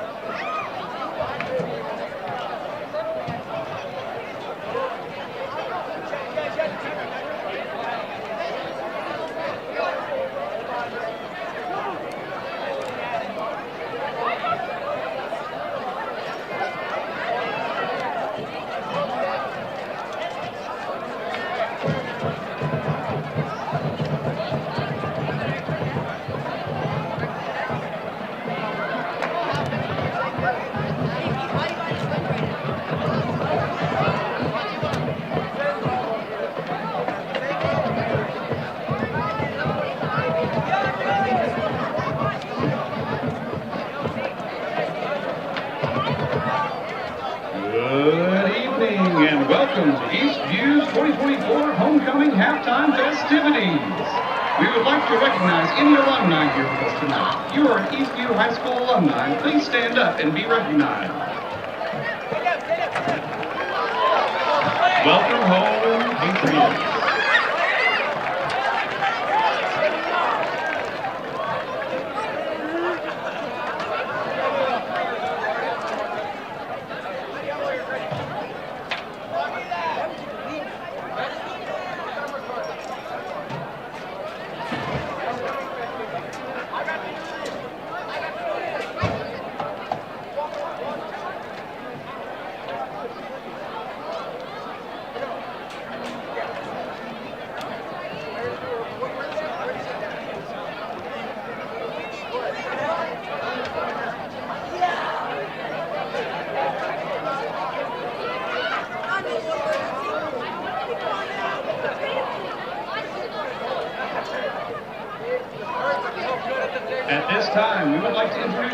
members of our 2024 homecoming court.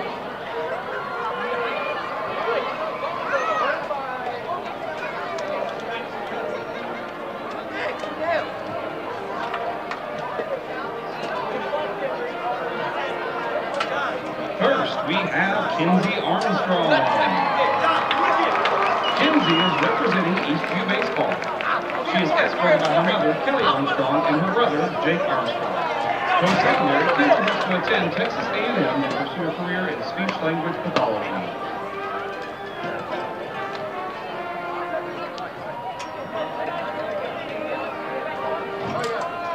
Next, we have Terrion Benson. Terrion is representing Eastview basketball. He is accompanied by his father, Terry Benson, and his sister, Kyla Benson. Terrion plans to continue his basketball career at the collegiate level. He'd also like to thank his friends and family who have made his high school experience the best it could ever be.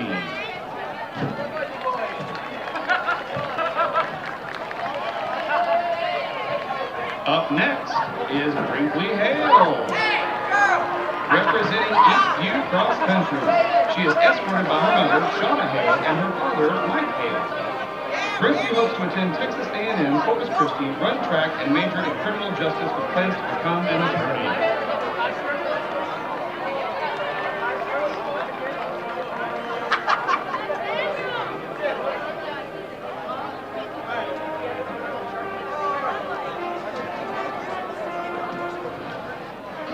Up next, we present Damian Cantu.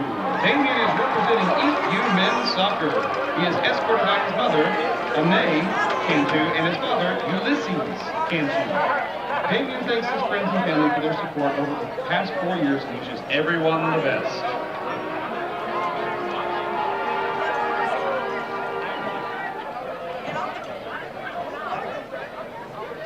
Next up is Grayson Petty. Grayson is representing Eastview Cheer. She is escorted by her mother, Mindy Petty, and her father, Mike Petty. Grayson plans to attend Texas A&M to study biomedical science and become a pediatric anesthesiologist. She thanks her friends, family, and God for their love, support, and guidance.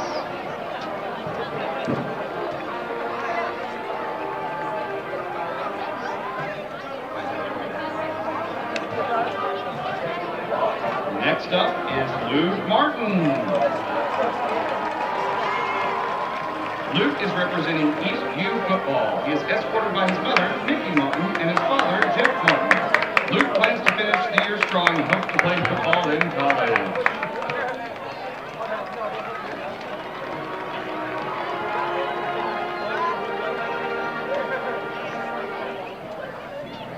Up next is Paisley Thorpe. Paisley represents the Eastview track and field. She is escorted by her mother, Jennifer Thorpe, and her father, Ike Thorpe. Paisley hopes to attend Brigham Young University in addition to working as a missionary abroad for her President Kennedy.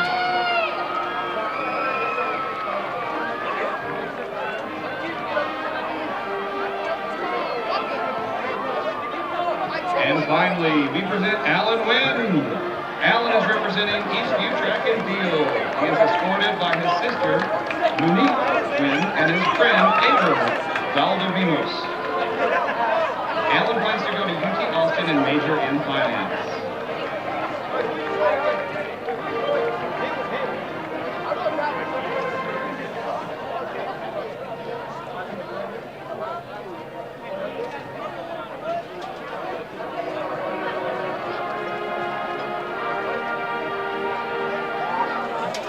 And now, for the moment we've been waiting for, the crowning of our 2024 Homecoming King and Queen. Your 2024 Eastview Homecoming King, presented by the 2023 King, Levi Robertson, is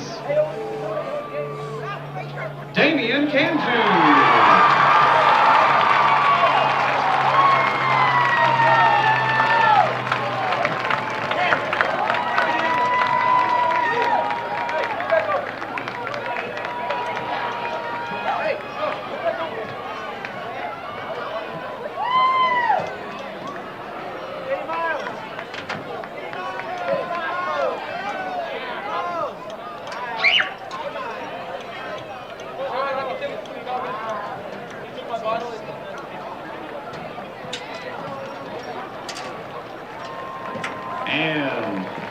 The 2024 Eastview Homecoming Queen, crowned by the 2023 Homecoming Queen, Kylie Childs, is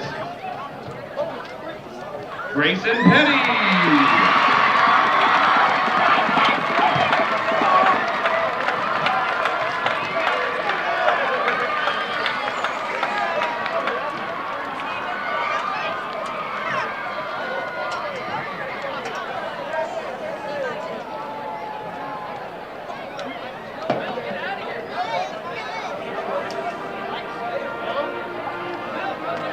Please join us as we sing our alma mater.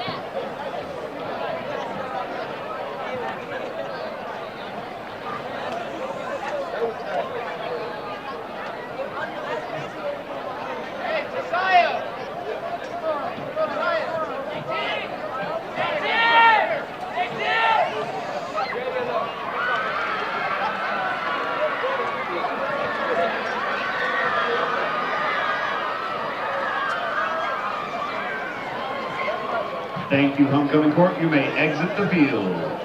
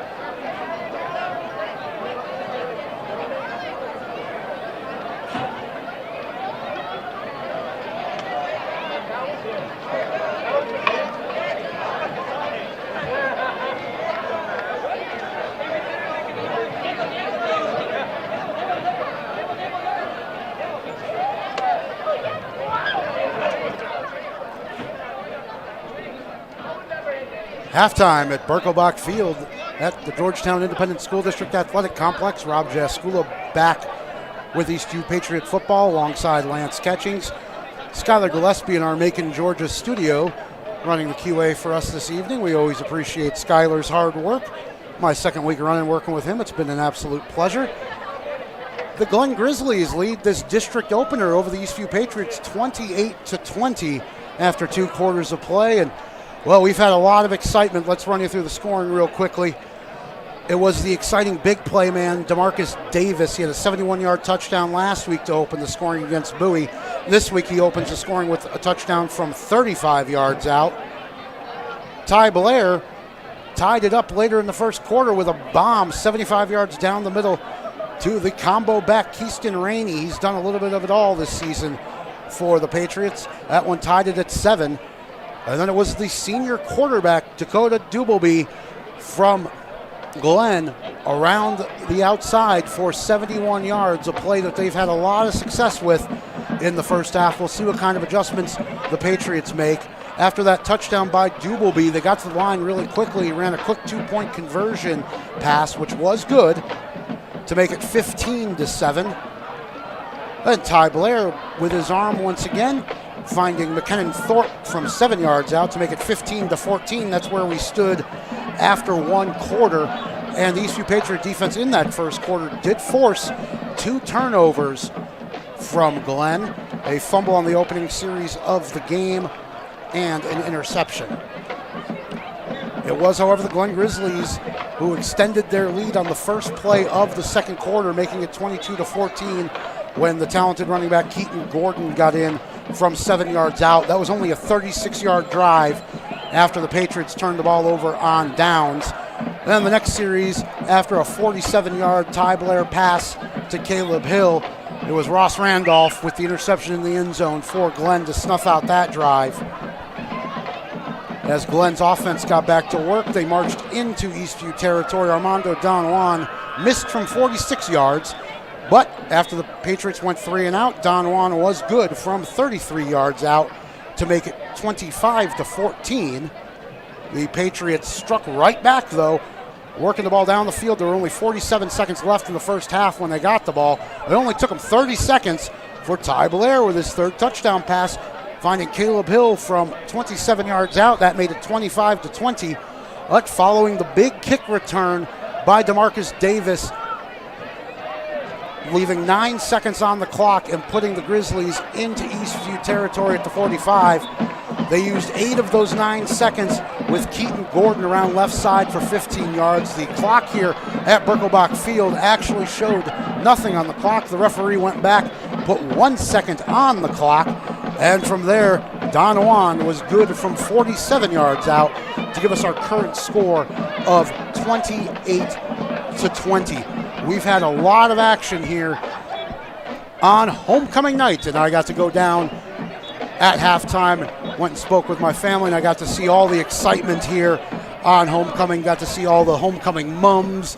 A lot of students here tonight. This is definitely the biggest crowd of the year for the Eastview game, and I do have to give a shout out to somebody that those of you who have listened to Eastview football should know. You know her as the Button Lady US on Etsy, my good friend Molly Marietta, who explained to me the whole culture of the homecoming mums here in Texas.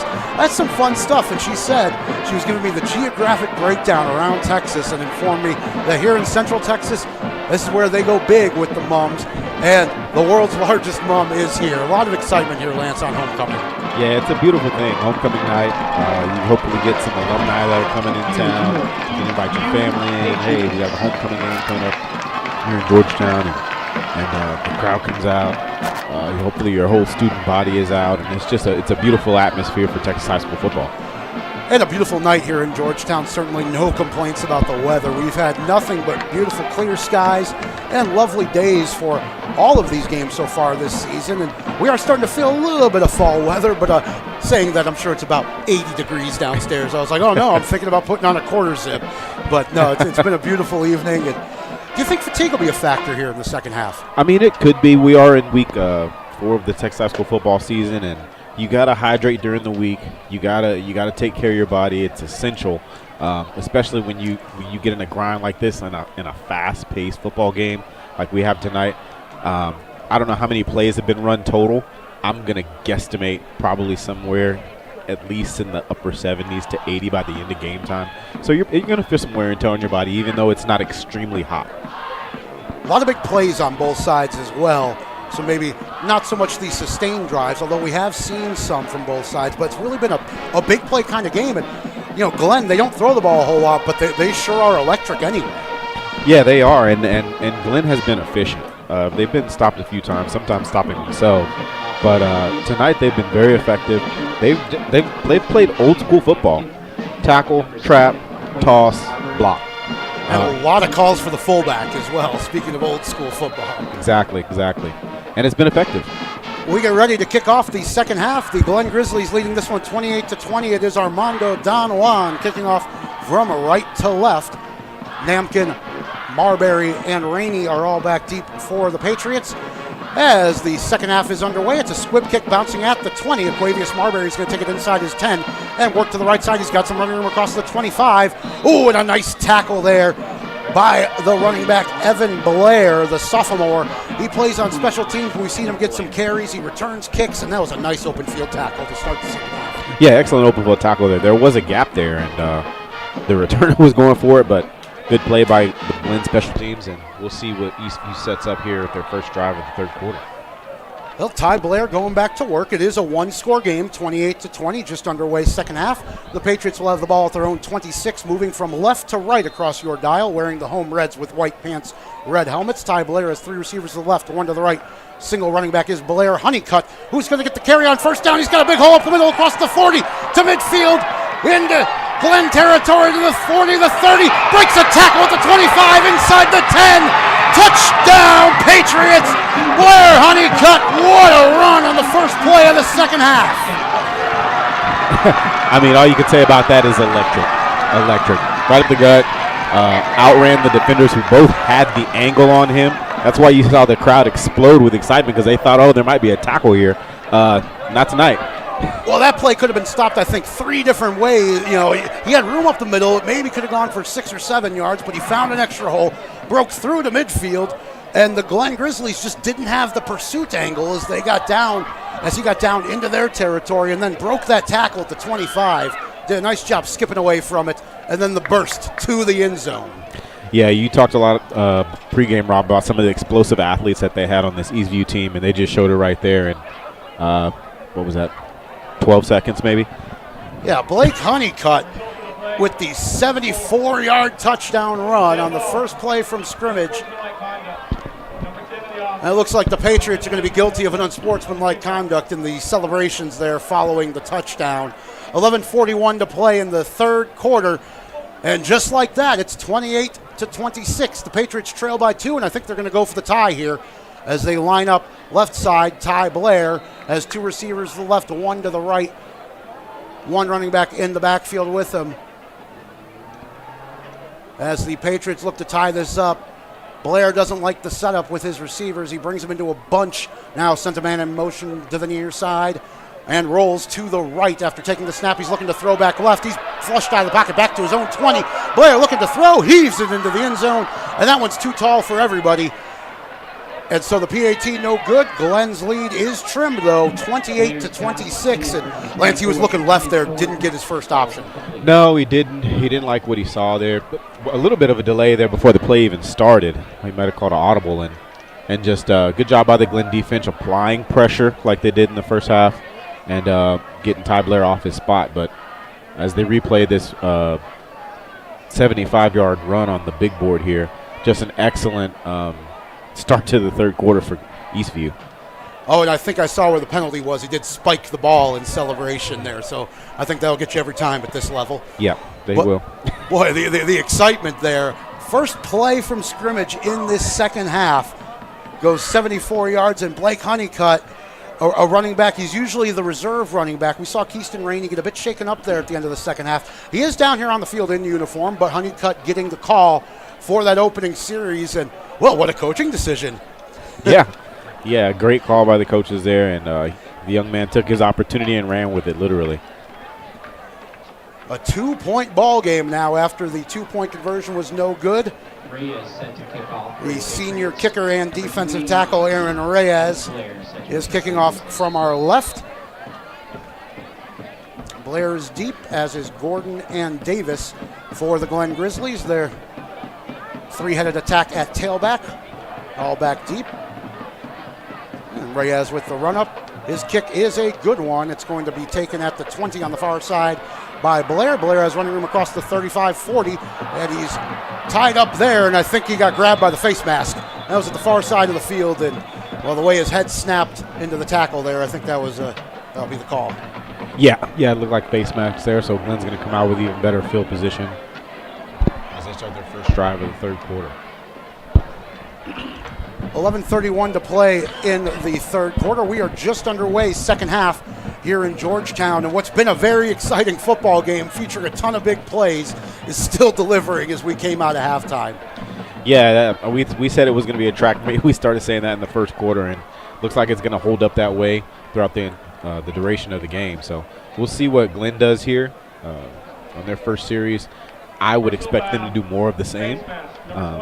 We'll see what adjustments Eastview makes on the defensive side of the ball. The run with Dakota Dubleby around each end, just the quarterback keeper on the sweep, has been very effective, and it'll be interesting to see what kind of adjustments are made here by the Patriot defense. But they are marched back 15 yards following what was indeed a face mask call. So Glenn will start with good field position for the third or fourth time tonight in Eastview territory at the 42-yard line. Ball is on the right hash as Dakota Dubleby gets back to work. He has the double wing with a lone running back, Ortiz. He's going to run the sweep to the left side. It's Evan Blair with the carry, and he is inside the 40 before he is stopped up by a handful of Eastview Patriots, but looks like 6-7 yards on first down, and a nice start to the possession. Yeah, just Blair off, tackle to the left, doing the same thing, just running hard, running behind your lineman. And Eastview's really got to work on getting some push from their defensive linemen. I know they have the ability. We'll see if they try to do a little bit more rotation to keep these guys fresh, or what they have in store for the second half to try to slow down that Glenn running game. Yeah, I just saw the senior defensive tackle Lawrence Edwards checking the game for the Patriots as the Grizzlies go quickly. Handoff is to the left side, and Gordon.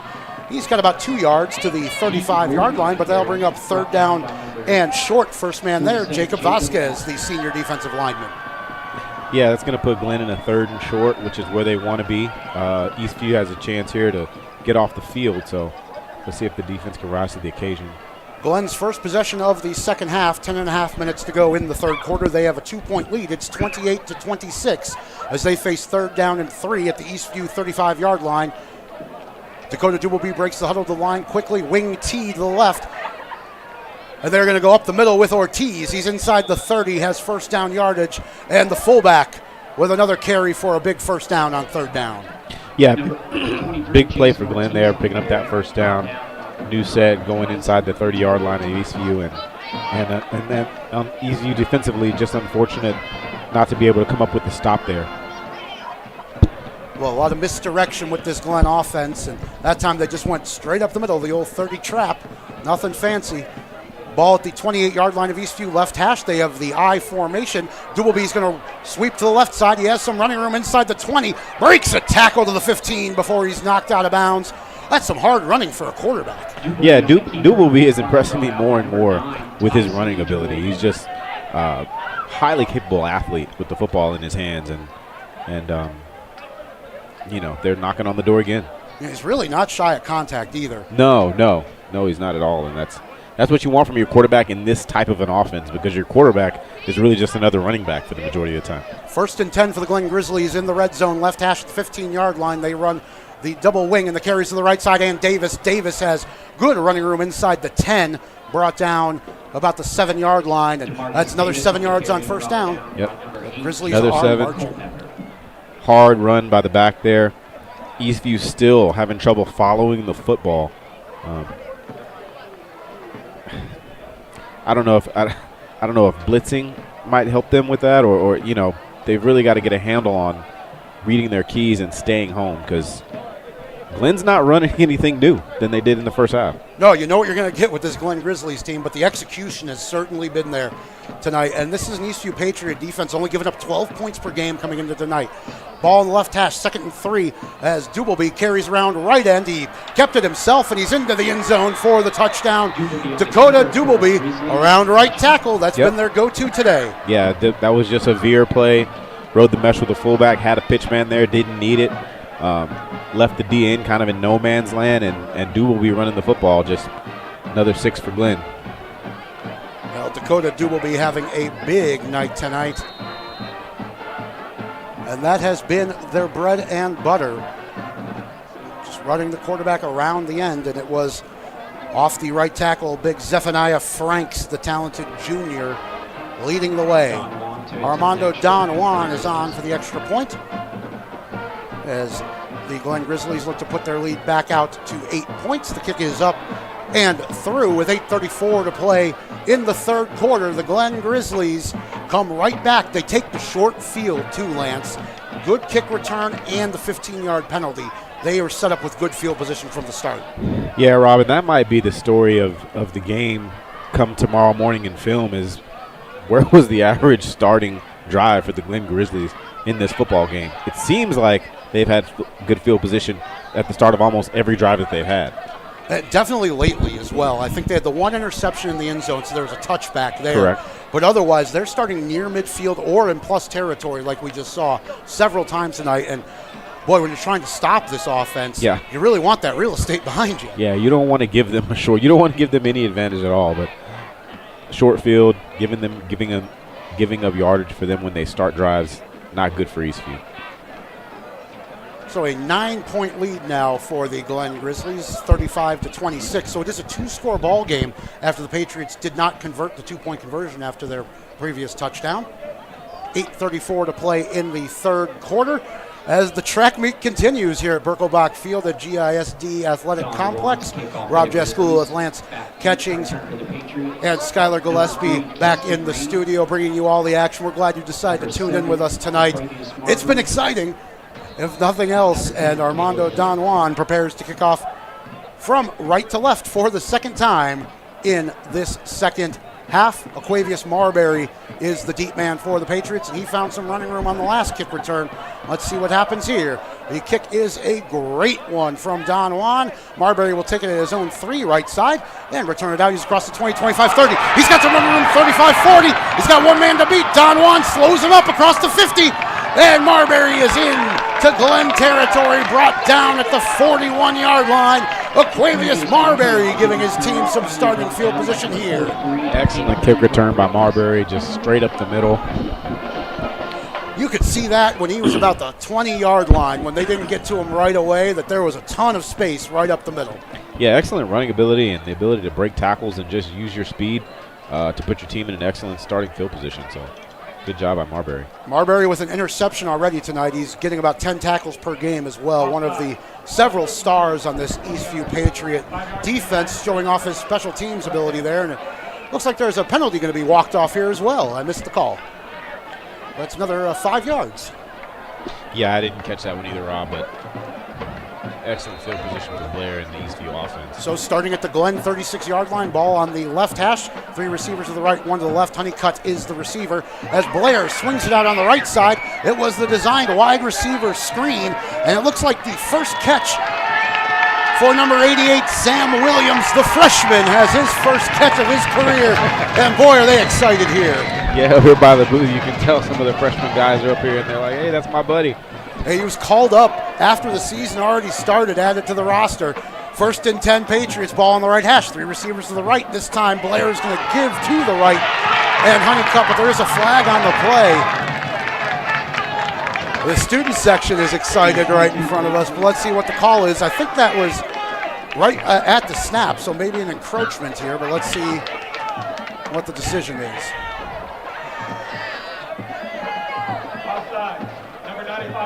That's a third offside penalty for the Glen Grizzlies here tonight. And the coaching staff can't be happy that they've made that mistake multiple times. No, you don't want to give this offense any advantage at all. First and 5 at the 20. Ty Blair has 3 receivers left, 1 to the right. He's going to look to the right. Ooh, he went for the back shoulder throw.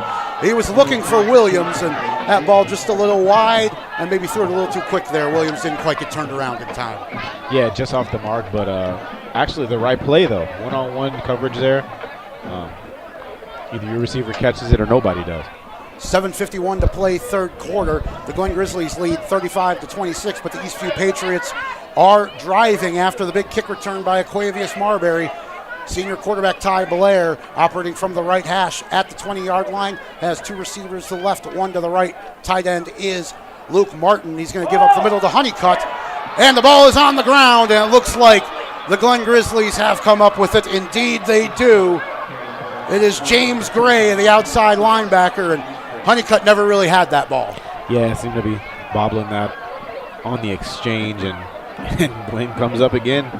They don't have the great field position, but they have an opportunity to stretch the lead out on this high-powered Eastview offense. That's 2 red zone turnovers now for the Patriots, and giving up some opportunities to score there. Yeah, it is. And now the Eastview defense is back out here with this tall task of trying to slow down this Glen powerful running game. Honeycutt had the 74-yard touchdown on the previous series. This time, unfortunate to cough the ball up, and it is Glen 1st and 10 at their own 27-yard line. They're going to run the double wing, and the give is to the fullback Ortiz. He's got some running room across the 25 before he is ganged up. Isaiah Davenport Bell and Ty Temples leading the way for the Patriots, but it's 7 yards on first down. Yeah, another beautiful run by a Glen running back, and Eastview struggling to recognize and stop that at or behind the line of scrimmage. Yeah, nice trap play there. They had the pulling guard that did a nice job kicking that one out to the right side. It was the senior Tegan Perry with the nice block. 2nd and 3 for the Glen Grizzlies. Ball in the middle of the field at their own 30-yard line. 7 minutes to play, third quarter. As the wing T, Dubelby with the keeper. He's got running room to the left side across the 40. He's going to get to midfield before he is brought down. And it's Sam Arnott, who's had a very nice game, including a fumble recovery, who finally got there. But again, you know what's coming. Another nice run by Dubelby, actually setting up his block and then hopping outside to take it down the sideline. Some very talented backs here from Glen. And Eastview just struggling right now, I think, with the smoke and mirrors. Maybe even with a little bit of formation adjustment. Glen's just being effective. 21 yards for Dakota Dubelby on that first down run. Puts the ball into Eastview territory at the 49-yard line. Ball left hash as they come out in the wing tee this time. The give is going to go to the left side. It is Evan Blair finding some running room inside the 40. He's near first down yardage before he is brought down.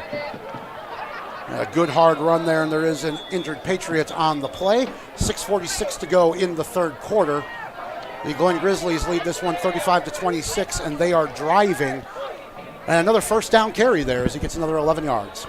Yeah, another effective run by the offensive line from Glen and the Glen running backs. And just tough for Eastview that they can't seem to find a way to stop that running game. We don't want to sound like we're coming down hard on Eastview. It's tough. But football is a reaction game, running full speed. And what's happening right now, when you face an offense like this that you might see once or twice a year, you're hesitating because you're not sure you're seeing what you think you're seeing. And that's all it takes for somebody to get in the gap. That's all it takes for somebody to get leverage on you in a block. And then they're 5-6 yards down the field. You have to give credit where credit is due in this business, and the Glen Grizzlies have certainly executed their offense very well tonight. There's just no saying it any different. They're having a lot of success running the football. Yeah, they are. Which we knew they were going to do coming in. And, yeah. We maybe the extra week with the Eastview Patriots to prepare for this offense, but when you execute it this well, it's all about the execution. Yeah, and it hasn't helped the defense with Eastview's offense being just a touch off rhythm in the first half, not really keeping the ball long. They've had some humongous plays that have taken, 15, 20 seconds off the clock, but they haven't had a very long, sustained drive. And in this 9-point game, Glen leading 35-26. The 2 red zone turnovers, very big. This Glen Grizzlies team taking with the 2 takeaways, which they will be very happy about as we get back ready for play. Ball is spotted at the Eastview 39-yard line. The Glen Grizzlies have it 1st and 10 left hash as they come out with a heavy set to the right. Single running back is Ortiz. He's going to get the pitch on the right side. He's got running room across the 30. He's inside the 20. He has one man to beat. He's inside the 10. And it's a shoestring tackle to keep him out of the end zone. Sam Arnott got there, but not before a big carry. Yeah, another big run by the Glen running back. Toss right. Nothing fantastic or special. Just, the offensive line is executing their blocks and the running backs are running the green grass. 27 yards, we'll call it for Ortiz there on first down. The fullback with a nice burst there gives the Glen Grizzlies 1st and goal at the Eastview 3-yard line. knocking on the door with 6:15 to play in the third quarter. Marching after the fumble. A long sustained drive here, looking to extend their lead. It's the wing T. And this time Dubelby is going to give it to Ortiz. Let's see if they reward him with a touchdown. He does get in. So Ortiz with the big carry on the previous play, and they give him his reward. Yeah, excellent job by the offensive line. Hats off to them from Glenn.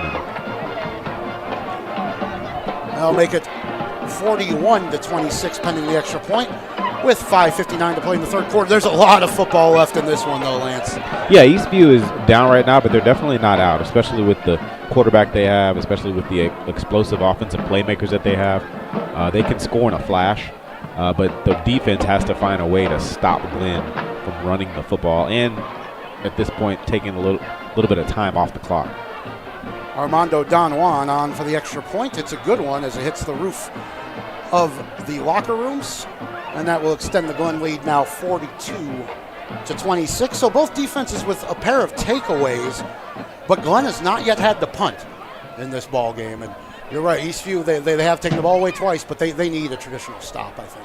Yeah, you're absolutely right about that, and they're working for it. It's not like they don't. Certainly. It's not like they're not trying to stop them. It's a difficult offense to defend.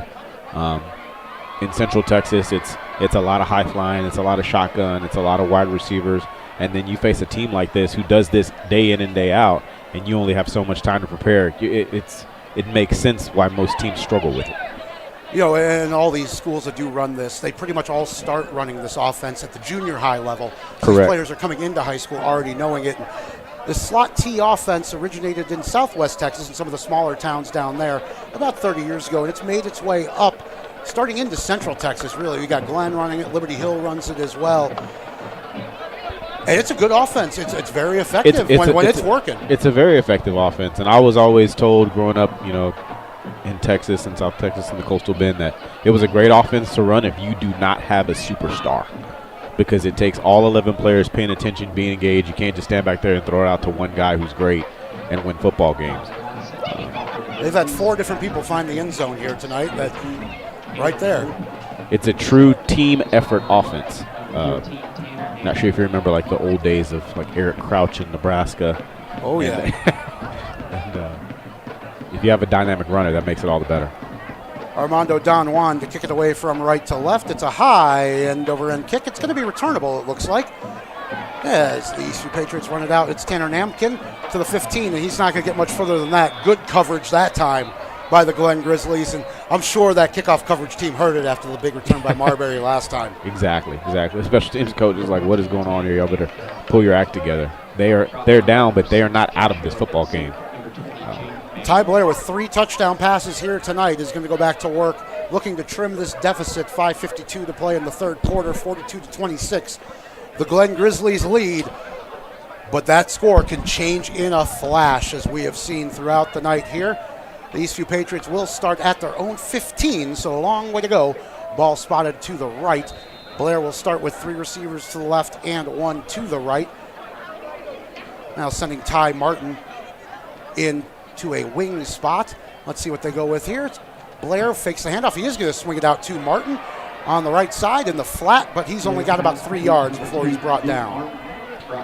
Yeah, good tackle. Good tackle there by the defender. I'm interested to see if Glen blitzes as much here in the third and fourth quarter as they did in the first half, especially with Eastview more likely to be pass heavy here. Luke Martin came into this game with 20 receptions on the season, leading all Patriots. That's only his second one here tonight. As Ty Blair works on 2nd and 8 from the right hash at his own 17-yard line. 3 receivers in the bunch to the left, 1 to the right, and we get flags before the snap, and it is a false start. You saw the Patriots trying something a little different there as they were breaking the huddle and calling the play, and it didn't work out. No, got to hold your water. Whatever it was, they were excited for. Yeah. Maybe a trick play coming there or something like that, but that will push the Patriots back 2nd and 15 now from their own 12-yard line, 2-by-2 receivers. As Blair takes the low snap well, he's looking to the right. He's looking for Luke Martin. He bobbles the ball. Ooh, and it's nearly intercepted. Davion Toney had it in his hands after Luke Martin had it in his hands. Yeah, that was a close one. That could have been disastrous for Eastview, giving Glenn another short field. Thankfully dropped by the Glenn defender there. It's going to set up a 3rd and long. 3rd and 13 with 4:45 to play in the third quarter. Ty Blair has 3 receivers to the left, 1 to the right. Honeycutt, the lone running back, is going to split out to the right, so it is a full empty set from the right hash. Let's see what Ty Blair's arm can do as he takes the snap. He is looking left. He has a receiver, Tanner Namkin, complete across the 25. That's first down yardage to the 29. A nice route run there, and he looked the ball all the way in, and it was a nice hard throw from Blair. Yeah, good throw there. I saw that Glenn only rushed 3, then they delayed and brought a backer. So with a little time, you can see what Blair can do. 1st and 10 for the Patriots at their own 29. Left hash as Ty Blair takes the low snap again. Looking left again. Oh, he was looking for Namkin on the same route, and that time it was broken up well. It's DeMarcus Davis playing both ways. Yeah, just good throw by the quarterback there. Just couldn't bring the ball in. Good defense there by the Glenn DB.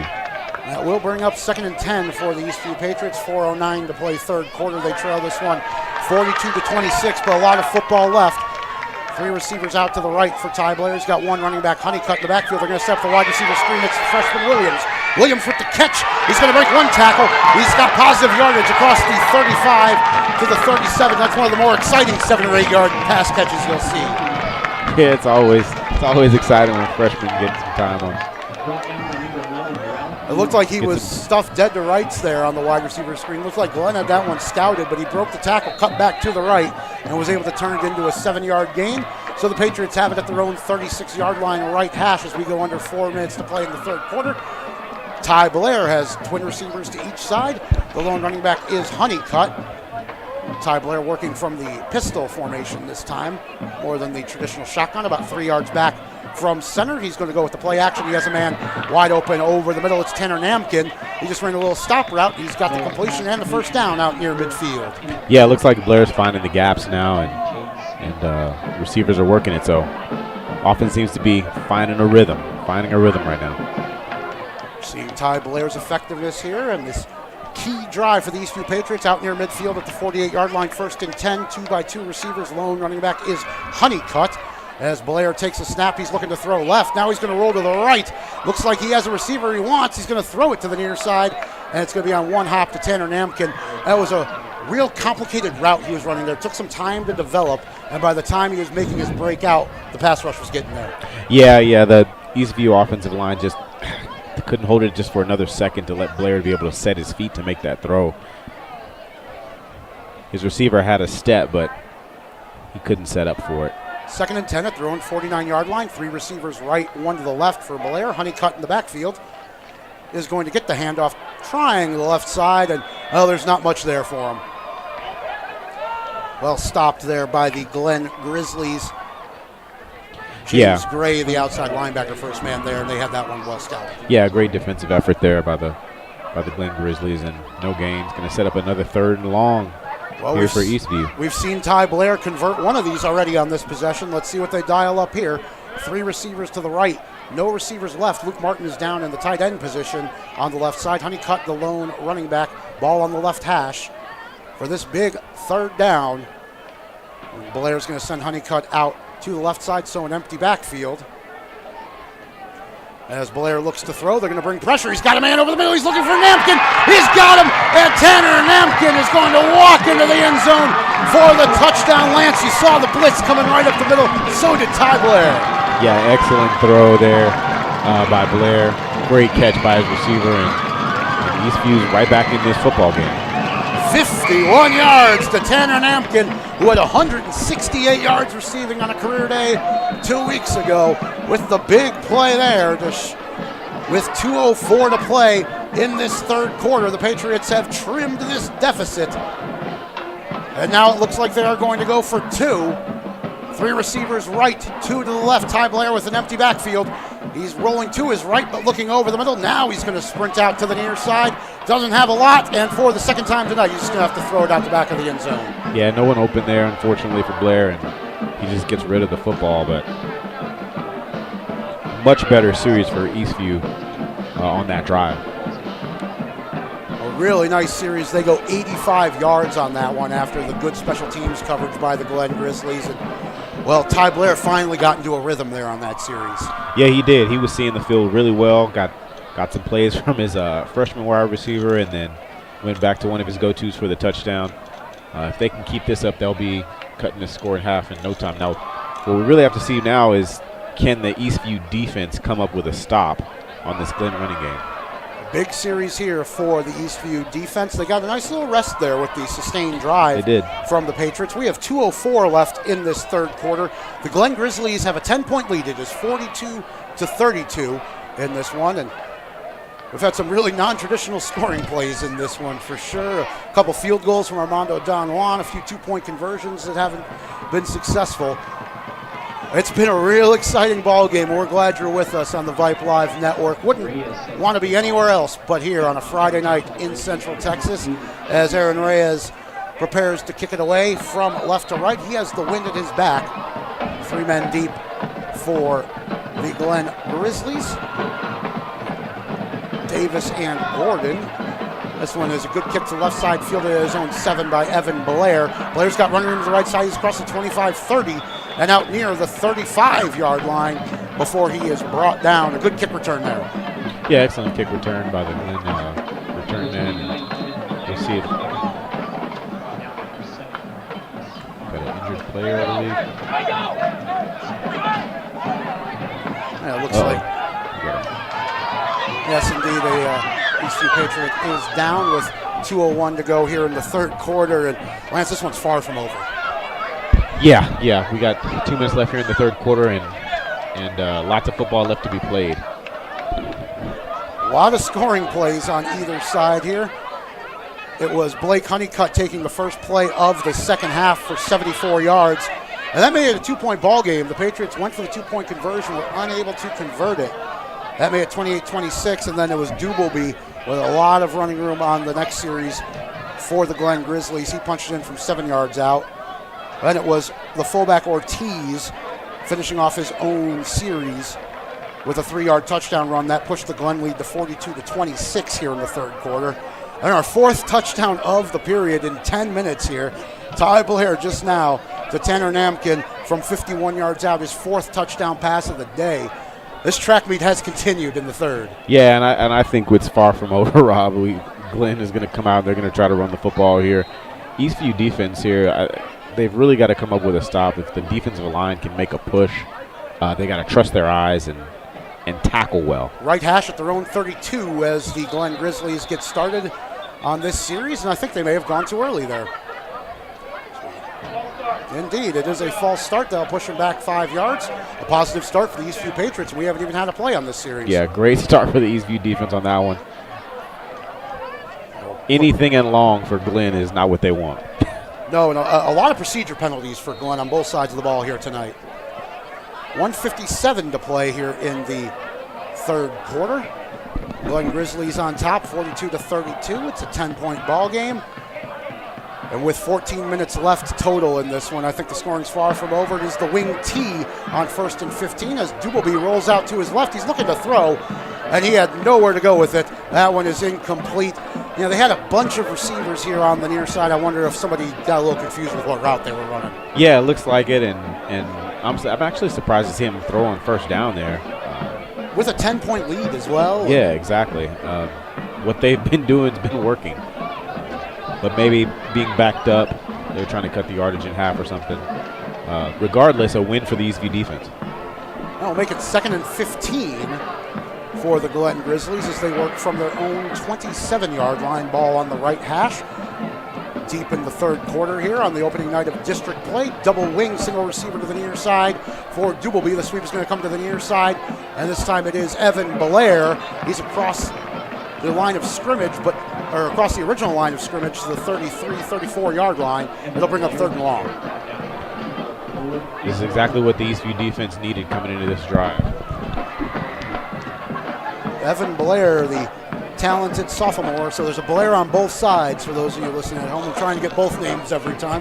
Because Evan Blair is playing all 3 phases tonight for Glen.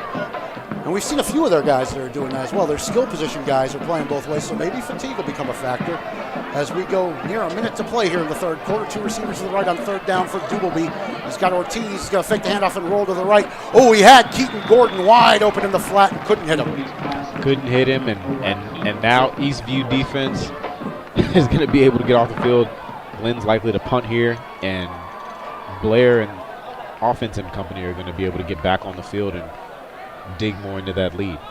With 59 seconds to go here in the third quarter, looks like Eastview is going to be getting the ball back. And for the first time all night, we see number 89, the junior punter, Israel Alvarez, out for the Glen Grizzlies. He will stand at his own 19-yard line. Ball is spotted at the 33. It is 4th and 9 as Alvarez takes the snap. Ooh, he waited a while to get that kick away. It was nearly blocked, but he does get it off, and it will bounce at the 45 of Eastview inside the 40. Takes a good Glen roll down to about the 35-yard line. And, well, Eastview sent the pressure there, no surprise. Yeah, they did, and now they're going to get decent field position coming into this next drive. Blair looked comfortable on the last drive on the touchdown pass. Let's see how they come out looking here. 37-yard punt into the wind for Alvarez. Eastview Patriots trailing this one by a 42-32 count. There's 47 seconds left in the third quarter, and the last time they got the ball with 47 seconds left in the quarter, they scored in 30. Yeah, that they did, and we'll see if they push it here. Really no need, because they'll keep the ball going into the fourth quarter, but you never know. We'll see what the offensive coordinator dials up. And the referee is signaling a penalty against the Glen Grizzlies. So this field position will improve a little bit, it looks like, as they get set to walk it off. They were going to start at their own 35. Now some confusion as the referees sort things out. An action-packed third quarter. An action-packed ball game. I'm struggling to catch my breath here a little bit. Yeah, we've had action from the first kickoff up until now. Like I said, it's been the perfect example of what a Texas high school football Friday night is and should be. Don't go anywhere, folks. Not that I thought you would. We have a lot of football to play, and the walk-off is going to be for a 15-yard personal foul against Glen. So Eastview with great starting field position for the second drive in a row, this time at midfield. As Ty Blair will go back to work from the left hash. Two receivers to the right, one to the left. Martin is the tight end in the wing. Blake Honeycutt, the running back. Ty Blair throwing quickly to the left side. He has Tanner Namkin on the comeback route. And that one is caught for a first down inside the 35. That had some real zip on it. It did. Excellent throw by Blair. Good job by the receiver, creating separation at the top of the route. What is that, a 20-yard gain? What? Call it 15 on 15. First down. From the 50 to the 35, I had to do some mental math there. 1st and 10, two receivers to the right, and Blair is rolling that way and looking deep. He has a man, McKinnon Thorpe, in the end zone. Oh, and it went through his hands, incomplete. Well, he did everything right but pull it in. Yeah, he had him there, just a little bit of lapse of mental focus on the very back end of that catch, but almost another touchdown pass for Blair. Yeah, Thorpe is kicking himself as he heads to the sideline there. He knew it, but that was 6 points. That'll make it 2nd and 10 for the Patriots. 24 seconds to play in the third quarter. They trail this one 42-32. Left hash for Ty Blair. Three receivers to the right, one to the left. The lone running back is Honeycutt. Blair in more of a pistol formation this time. He's going to keep it himself on the option, and he's going to spin his way for 2, maybe 3 yards before he's brought down. Well, not a lot of running room up the middle that time, but we've seen him break it already tonight. Yeah, the Glen defense did a good job diving down on the back. Blair really didn't have anywhere to go with the football. Let's see if they get playoff here before the end of the third quarter. They do not. Well, the action has continued here in Georgetown. The Glen Grizzlies lead the Eastview Patriots 42-32. We'll be right back with the fourth quarter. Don't go anywhere, folks. This is the Vype Live Network.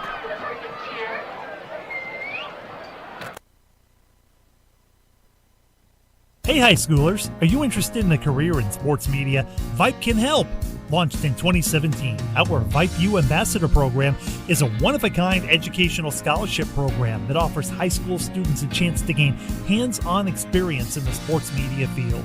Vype U also gives students a platform to build their portfolio of creative work under the guidance of Vype's seasoned professionals. From covering games to publishing photos, writing articles, and conducting on-camera interviews, Each Vype U ambassador receives an immersive experience geared toward their interests, while promoting their own school and preparing them for their future. Email info@vypemedia.com to find out more about Vype U today. Rob Jaskula, Lance Ketchings back at Birkelbach Field at the Georgetown ISD Athletic Complex. Lance, 4 more touchdowns in that third quarter. Yeah, it's been action-packed from the first whistle up until now. Glenn tried to pull away in that third quarter, and Eastview just wouldn't let him. So we got a 10-point ball game and a lot of time left. Anything can happen. It's a Friday night in Texas. That's a big play to start the fourth quarter for this Eastview offense.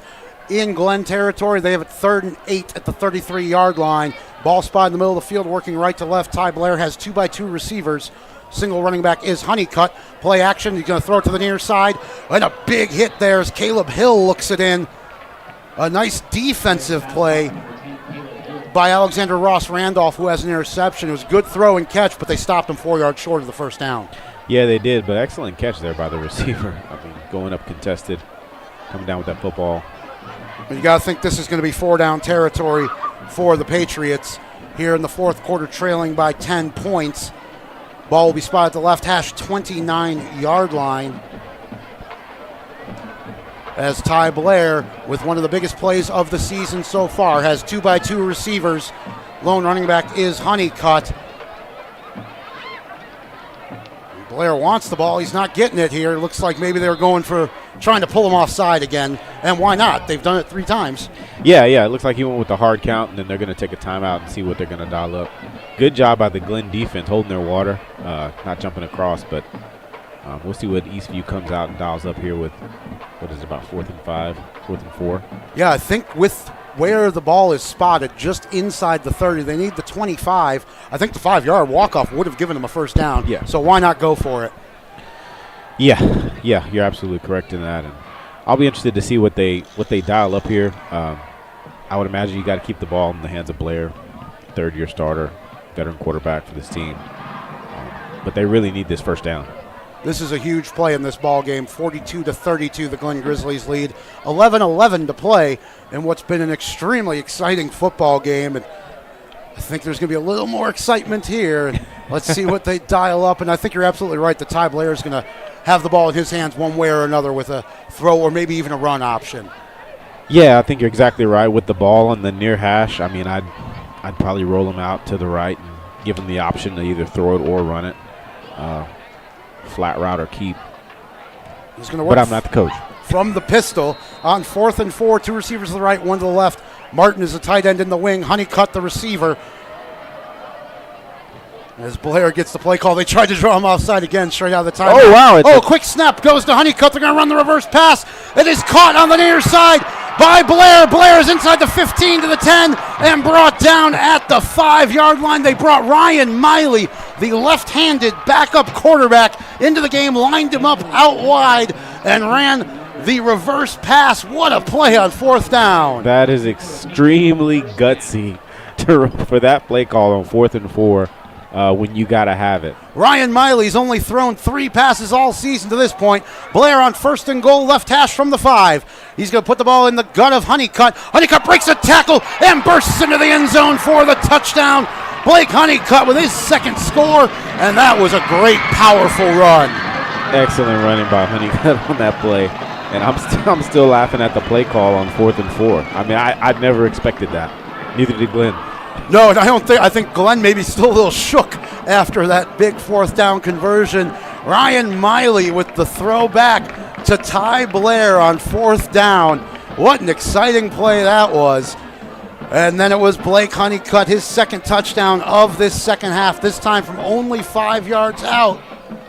Trims the deficit. It's a 1-score game here in Georgetown as Aaron Reyes comes out to kick the extra point. The snap is back, the hold is good, and the kick is true. 10:45 to play in this ball game. And it's a 1-score game. It's 42-39. Only 3 points separating these teams. Yeah, we have literally seen everything tonight, Rob.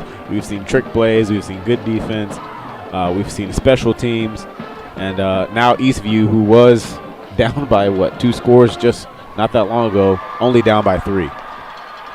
Their last 2 games combined, the Patriots scored 99 points. And if you tuned into the pregame show, you heard head coach Michael Wall saying every week they want to score 50. Well, they've got 39 here tonight, and they're going to need at least 4 more to win this ball game. Yeah, I think the key here on this next drive is the Eastview defense doing exactly what they did in the previous drive by stopping this Glenn running game. Glenn hurt themselves by having a procedure penalty and having to start with a 1st and 15, but if the Eastview defense can find a way to slow them down here, if Blair gets the football back, Glenn's going to be in bad shape. And you know what, I'm looking back as well, too. I think they had 1st or 2nd and 15, and they decided to run a passing play where they haven't really had a lot of success, did Glenn. An interesting decision there. So maybe starting to think that their offense might not be as effective, kind of going to the bag of tricks. Let's see what they do here. We have 10:45 to play. It's a 3-point ball game as Aaron Reyes kicks off from right to left. The kick is a good one, end over end, taken at the 10-yard line by Evan Blair. He's had a really nice game for this team. He's out across the 25. He's going to make it to the 30, and Isaiah Davenport Bell is not going to let him get any further. He pushes him back another 5 yards before he's brought down. The forward progress will get him to the 30, but a tough tackle there. Yeah, excellent job by the Eastview kickoff team, and they've got some mojo going right now. Their confidence is up. It feels like they have new life. Great crowd on hand here at this wonderful complex in Georgetown. It is homecoming, and these Eastview Patriot fans really willing their team, wanting a win. It is 42-39 Glenn, 10:36 to play as they get back out on offense. They're going to work from the middle of the field, their own 31-yard line. It's a double wing tight formation. This time Doobleby's going to give it on the misdirection to the near side, and Keaton Gordon's only going to get about a yard or 2 before he is dragged down. Ty Temple's the first man there. Excellent job by the Eastview defense. They didn't stop him in the backfield, but good recognition. They don't rip off a 7-yard run on 1st down. So this is still working in Eastview's favor. It looked like for a second that maybe he was going to break that tackle, but a nice strong play to bring him to the ground. And this Eastview front seven's been a real strength throughout the year. And maybe now feeling themselves as we go down to 10 minutes to play in this ball game. It is 2nd and 8 for the Glen Grizzlies, middle of the field. Single receiver to the left, single wing to the right. Man in motion to the far side. The give is up the middle to Ortiz. And Ortiz is out across the 35 near the 37. Tyson Ajayo-Oko making sure he doesn't get any further than that. It's 3rd and 4. 3rd and 4, big down here for the Eastview defense. Seems like they're starting to recognize a little bit better here in the 4th quarter. Obviously, Glenn can't do anything they probably haven't seen prior to this game. Well, that's a good point. Yeah, what else do they have in their bag of tricks? They've been running the same 4 or 5 plays most of this ball game. Here's a big play right here, 3rd and 4, ball middle of the field. Wing T, man in motion to the near side. This time Doobleby's going to hand off up the middle. Ortiz has the first down. He's across the 45, and a good hard run there. And that's a play they've gone to when they've needed a few yards, especially on 3rd down tonight. That's true, and in Eastview had the play there. The back just sidestepped the tackler a little bit there, and they had the right play on and just couldn't make the play. Glenn just going right up the middle here on this big 4th quarter drive. Now 9 minutes to play in the ball game. They lead the Eastview Patriots 42-39. It's 1st and 10 at their own 47. And the Grizzlies now taking their time, letting this play clock run down for the first time tonight under 10 seconds. They always snap it quick. Wing T, man in motion to the near side. Doobie is going to give it left, though. He went to, looked like Gordon, and Gordon didn't find a whole lot of yardage, but it looks like there's going to be a penalty against the Patriots.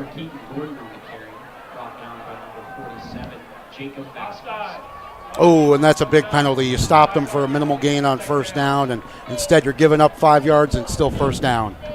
Yeah, exactly what the Eastview Patriots didn't want there. And Glenn finally taking a look at this clock and saying, why are we in a rush now that Blair has brought this team within 3? It'll be 1st and 5 for the Glen Grizzlies, now in Eastview territory following the 5-yard offside penalty. At the 48-yard line, ball marked in the middle of the field as it has been for this entire drive. Clock running, 8.5 minutes to play. And with the 3-point lead, they're taking their time, breaking the huddle. Play clock at 15 seconds. They snap it quick once they get up there, but no rush to break the huddle. Single receiver is to the right, double wing. Single running back Ortiz. They're going to go with the wing back, and it is Gordon, and Gordon's going to find a little bit of running room just off the right guard. And about 3 yards, it'll be 2nd and 2. Davis on the carry, brought down by number 47. Yeah, another strong carry there by the Glenn back. We have to take our hats off tonight, no matter the outcome of this game, for the Glenn offensive line. Yeah, they are. They've done an excellent job all evening. Yeah, as an old center myself, it's been really exciting to see just this strong power running game. And I'm from the Midwest. Big Ten football is my style of football. 44-yard line. It's 2nd and 1 for Glenn as they come out in the wing T, and the give is going to go to the back Ortiz. And this time he's not going to find a whole lot of running room. Let's see where they mark him. I don't know if he got much further than the line of scrimmage. No, it didn't look like it. It looked like they're going to mark him short. A good opportunity here for Eastview to potentially get off the field here on this 3rd down. That'll make it 3rd and 1, 7:15 to play. Clock running as it is with this Glenn running offense. They have 3rd and a yard from the right hash. This Eastview defense looking for a big stop. Only 10 seconds left on the play clock as the Grizzlies chewing that clock. They break the huddle and come to the line in an I formation. Give is going to no give. Doubleby decided to pull it back at the last second. His arms were completely outstretched before he pulled that in. He's got 1st down yardage inside the 40. Yeah, Doubleby has that mesh down perfectly. It's almost impossible to stop because you're freezing defenders because they can see the football and they're like, oh, I think he's giving it. And then when he pulls it, he's out the gate. And another big 1st down pickup by the Glenn Grizzlies. You know what? He got me there, too. I was so sure that one was going up the middle. He pulled it back. It's got to be real tough down there on the field to read that, as you said. 6.5 minutes to go. The Glenn Grizzlies have 1st and 10 at the Eastview 38-yard line, center of the field. Wing T formation this side. The give is going to go to the right, and Keaton Gordon, he's only got about a yard or 2 on that carry, but the clock continues to run. Yeah, clock continues to run, and that's one of the good things about this offense. It can go as fast as you want it to, but when they want to slow down, if they have a lead, now they're wearing on you. Glenn with all 3 of their timeouts. The Patriots have used one of theirs to set up the 4th down play on the last possession. There's only 2 timeouts remaining. We're under 6 minutes to play. Clock running. 5:45 to go as they break the huddle with 10 seconds on the play clock. Single receiver to the left on 2nd and 9. Double wing. Blair in motion to the far side. The give is going to come back to the near side, and Gordon. That's a nice open field tackle there by Manny Williams to bring him down. Got about 4 yards on that play, but not much more, and that was a really nice tackle, one-on-one. Excellent tackle. That was a touchdown-saving tackle. Had he not made that, there was a lot of green grass in front of him to run. 3rd down and about, call it 5 for the Glenn Grizzlies. 5:15 to play, clock running. Another big play here for this Eastview defense. Ball is spotted at the right hash. 33-yard line. They need the 28. As they break the huddle with 8 seconds on the play clock. Wing T formation, the 2 backs in the pro set. And this time it's Ortiz with the ball. He's not going to get to the line to gain. He's stuffed after about a yard by the Patriot defense. And I don't know if Doubleby ever even let go of the ball. They both had it. Yeah, I think either was like, we're not going to fumble this football. We'll carry it together. No, Tyson Ashayo-Oko is the first man there for the Patriots. And he said, you know what, I'm just going to tackle them both. And the Patriot defense swarmed. About a yard on that play. It's about 4th and 4 from the 32-yard line. 4.5 minutes to play. Clock running. 10 seconds on the play clock. As we wait to see what the Grizzlies do here. They may try another field goal. This is a little further out than where they've been for Armando Don Juan. And a field goal would only get you to a 6-point lead anyway. And I think they are going to use their first timeout. What do you think they go with here, Lance? I think they're gonna run a play. I think they're gonna come with a option to the field, put the ball in Doubleby's hands, and try to pick this 1st down up. The Eastview Patriots do have a pooch punt in the playbook. I watched 2 games of the 3 that Glenn have played. That's not been in their playbook. They kind of have more traditional special teams. Mm-hmm. And from this 32-yard line, 3-point lead, 4:13 left to play. even if you punt it, you get down to the end zone, it's a 12-yard net punt. I'm with you. I think they're absolutely going to go for it, and I think they're going to put the ball in the hands of their quarterback, Dakota Dubelby, who's had a great ball game tonight. Yeah, that's their best chance to pick this up. We know that their passing game is not well-versed. He's been their best runner all night. He's been electric, actually. And one more push from this offensive line. Hopefully Eastview here can read their keys and stay home. Don't get sucked in any kind of a reverse trap motion and make a stop, and then we're off to the races. Like that play they ran on second down, they ran the misdirection and swept it back to the left side with the counter. So 4th and 4, the ball is spotted, middle of the field, 32-yard line. They need the 28, do the Glen Grizzlies. 4:13 to play, they lead this by 3 points. Wing T formation, and Dubelby is going to keep it. He sweeps around the right side. He's got running room inside the 30. There's a flag down. He's got first down yardage, pushed out of bounds to the 25. There's a flag right in the middle of the field. It came from the far side. A big call here, and I think there's a second flag thrown on the near side. I saw what looked like maybe a clip, like a low block on the near side. So, yeah, we've got one on the near side for sure. The one thrown on the far side. We'll see what the call is here. The referees are conferring. Dubelby did have first down yardage inside the 25-yard line. They only needed the 28. As they went back to the well with that, quarterback sweep around the right tackle again.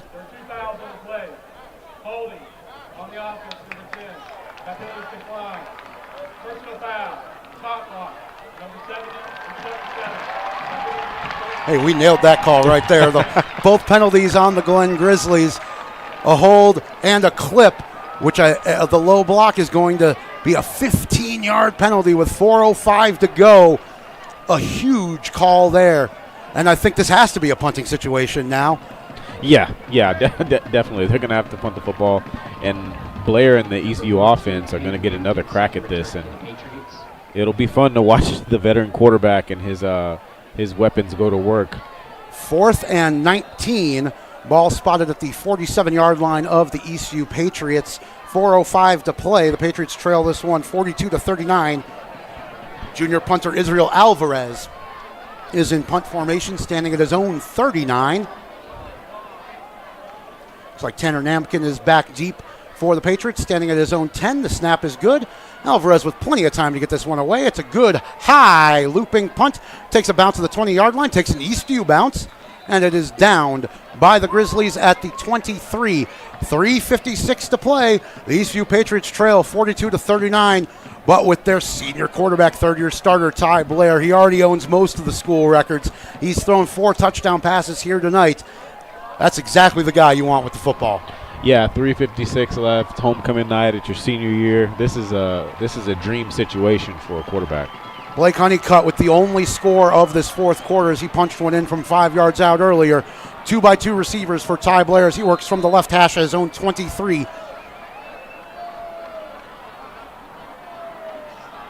As he takes the snap, he's going to give it to Honeycutt, and Honeycutt has a couple of yards up the middle, but a nice play by the Grizzly defense. He's only to about the 25. I'll call that 2. It looked like if he broke that tackle that there was plenty of space in the second level, so a good tackle. Yeah, good tackle. I agree with the play call there. Just a quick run to start the drive. 3 receivers out to the right, including Luke Martin, as Blair sends Honeycutt to the left. So 2 receivers there, empty set. 3 minutes and 30 seconds to go. Clock running on 2nd and 8 as Blair looks to throw. He's holding it. Now he's flushed out of the pocket. He's got to get rid of it. And does he? Let's see what the referee calls here. I think he threw that before he got down to one knee. The officials are conferring. The referee threw his beanbag. And Blair, the coverage was good. That was good coverage by the Glen Grizzlies. Yeah, excellent coverage by Glen.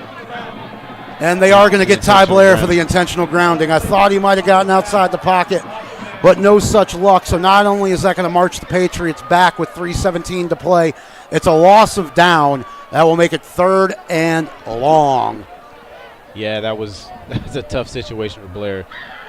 Hats off to the secondary for Glen. Nowhere to go with the football. And by the time the rush got to him, he couldn't turn the corner and try to run with the ball. So 3rd down and 22 yards to go now for the Patriots. They are at their own 6. They need the 33 Ty Blair has 2 receivers left, 1 to the right. Lone running back is Honeycutt. As Blair takes a snap, he's rolling to his left, looking left, heaves it up in the air. He's got Namkin downfield. He's got it at the 40 across midfield into Glen territory. Breaks a tackle inside the 20. 50 dead 5. Tanner Namkin with his second huge touchdown of the second half, and the Patriots lead. What a throw, what a catch, and what a run after the catch. Off balance throw. Receiver beat the DB. I mean, that was beautiful. Stayed in bounds, tightrope the sideline, and now it's 45-42 Eastview. That was all arm, too. On his 5th touchdown pass of the night, Ty Blair, 89 yards to Tanner Namkin on 3rd and 22. And, oh, the Glen coaches have to be distraught after that big play. And Namkin ran a nice double move route, got behind the corner in single coverage, and that was a beautiful throw. And like you said, that was all arm. All arm. Great throw. The extra point from Reyes is up and through. 3:03 to play here in Georgetown. And for the first time tonight, the Eastview Patriots lead the ball game. It is 46-42, and that's a big extra point when you have a kicker who's been good tonight from 47. Stretching the lead out to 4 as we watch the replay here. Blair had 2 Glen defenders in his face. That play took a little while to develop on the double move, and Namkin hauled it in about the 45-yard line, got across midfield. He took a 2-handed shove in the back, but that wasn't enough to get him down. It was just like straight in the middle of his numbers. No, he caught that football. He said, I'm going to the end zone. I think the saying is big players make big plays in big games, and Blair did that, and so did his receiver, and just hats off to both of them. Excellent play, but we're still not done. We have a little bit over 3 minutes left. We know that this I can guarantee you that when Glen gets the football back, they're not going to be taking their time to get to the get up to the line of scrimmage. So no, we are 45 minutes into this game, and I think it's going to go all 48 here tonight. 46-42, the Eastview Patriots lead with 3 minutes and 3 seconds to go. Don't go anywhere, folks. What a ball game we've seen here tonight. What resilience from this Eastview Patriot team on homecoming as Reyes kicks away from right to left. It's an end-over-end kick. Good hang time, but it is short. It is taken by Evan Blair at his own 15. Looking to the right. He's got running room across the 30 to the 35. There's a flag down. That's in the area of holding as we wait for the official's decision here. And this is a big call. They're out near the 40, and to push them back a bit would be huge with under 3 minutes to play. Yeah, we'll see what the call is here, but I think you're absolutely right. That's in the vicinity of holding. And this Glen team maybe getting a little undisciplined here in the 4th quarter. They had a 21-20 lead over Bowie 2 weeks ago and ended up losing that ball game 42-21. But looking here to prove that it's a new week, they trail by 4 now. Eastview up 46-42, and indeed the penalty is against Glen, so they're going to have to start this drive at their own 18 as opposed to about the 37-yard line. That's a big penalty. Yeah, it is, Rob, and right now this Eastview defense, nothing else that has happened before this drive matters. All that matters is do not let the Glen Grizzlies score a touchdown here. 2:56 to play. We'll be here the whole rest of the way. You're listening to Vype Live as the Glen Grizzlies break the huddle right hash mark. Wing T formation. Doolby is going to give on the misdirection to the right side, and it is Gordon finding some running room across the 20 to the 22, 4 yards on first down. They'll take that as the clock continues to run, though. This is not an offense made for playing from behind. Very, very true. 3 yards in a cloud of dust. 3 times 4, that'll get you 12. First down every time. 2nd and 6. They only have 2.5 minutes to do it, though. As the ball is spotted on the right hash, single receiver will be out to the left for Doolby. Double wing formation. Ortiz alone running back. He's going to give the left to Davis. They're going to run the reverse pass. Oh, there was a man wide open. It's going to go to the near side, though, and the quarterback Doolby. Does he catch it for the first down? He does. What an acrobatic catch by the quarterback Doolby on the right side. It was number 10, Hunter Miner, the senior wide receiver on the throw. But boy, did Eastview get away with one there. They had a receiver wide open. Had a receiver downfield. Wide open, and who was that threw that pass?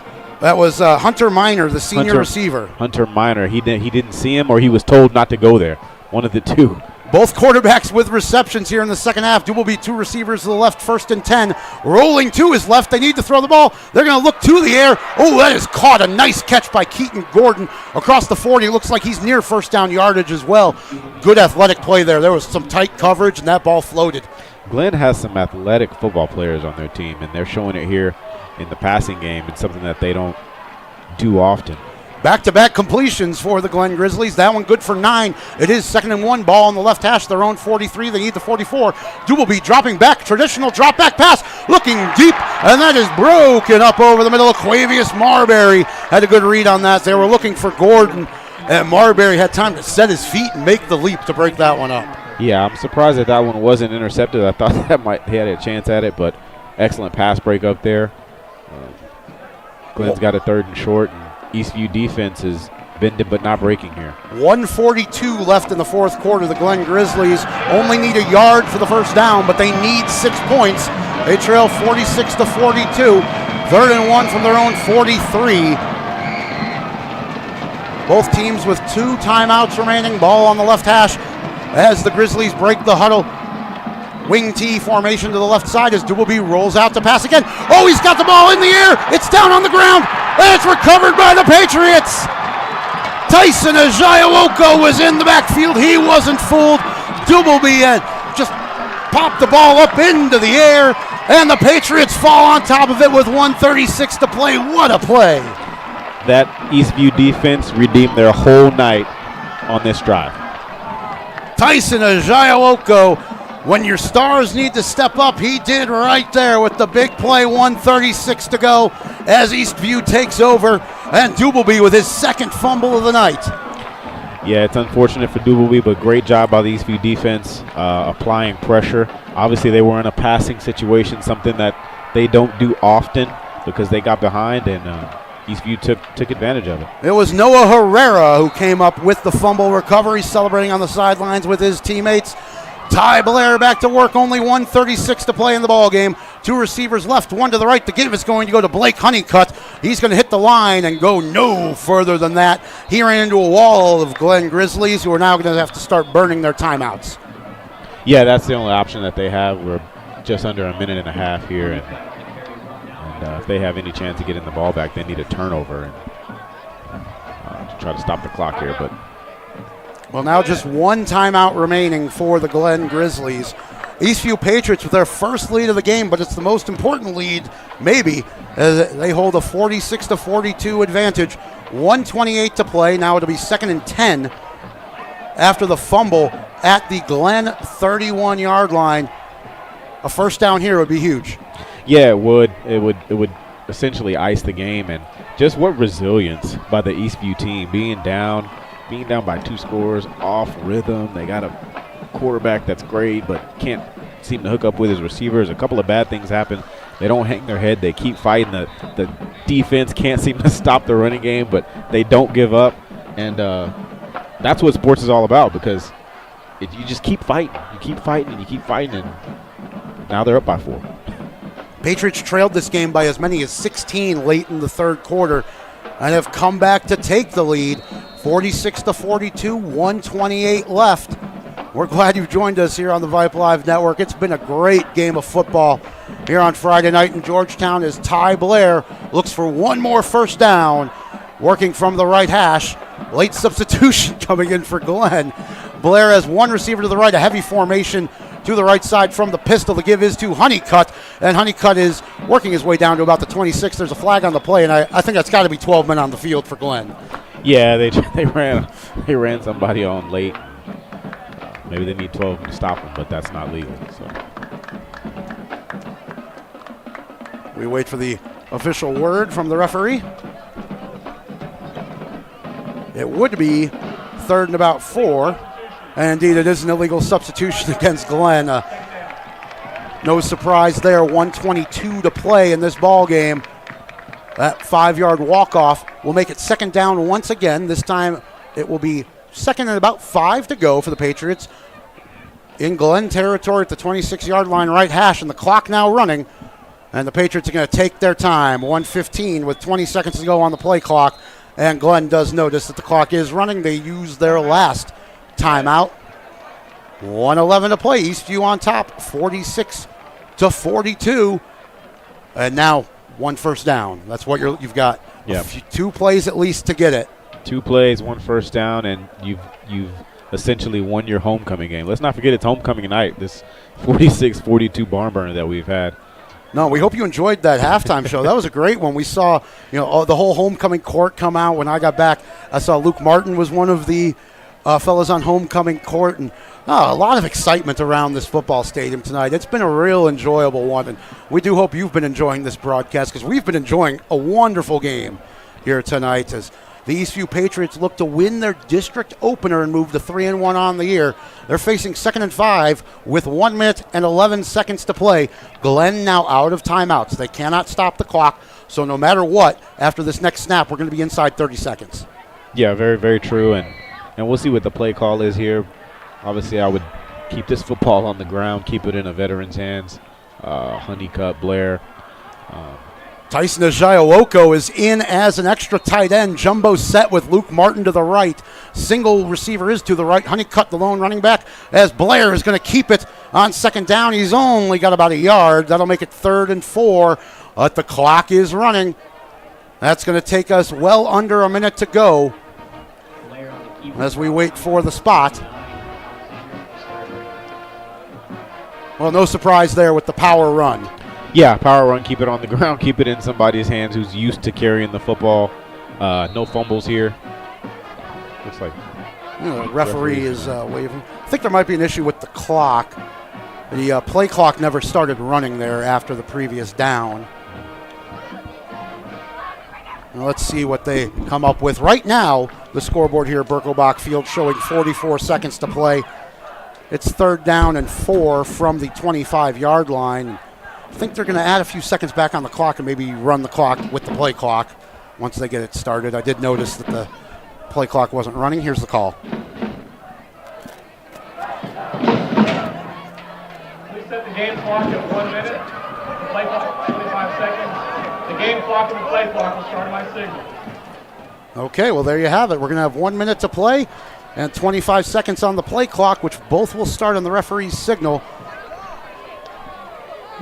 So for this 3rd down and 4 play. The clock at 1 minute, the play clock at 25 seconds.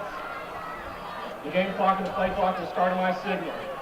Here's a huge play in this ball game as Ty Blair works from his right hash, 25-yard line. They need the 21 for a first down that would ice this game. Heavy jumbo set to the left. Single receiver Namkin is to the left. Blair with the empty backfield. He's going to run it on the keeper to the near side. He's going to battle his way and spin for the first down inside the 20. Ty Blair does it himself, battles for the first down, and a nice little exclamation point for him on a big night. Yeah, excellent run by him. Putting somebody in the spin cycle there to fight for the extra yardage, pick up the first down. Probably the most important first down of the football game, and just he's been battling all night. He's been a trooper. They saw the quarterback running over left tackle, having a lot of success on the other side. So when they needed 5 yards, they went with it there. Ty Blair is going to be in victory formation as we go under 30 seconds to play. He takes the knee, and on homecoming, the Eastview Patriots come back from a big second half deficit.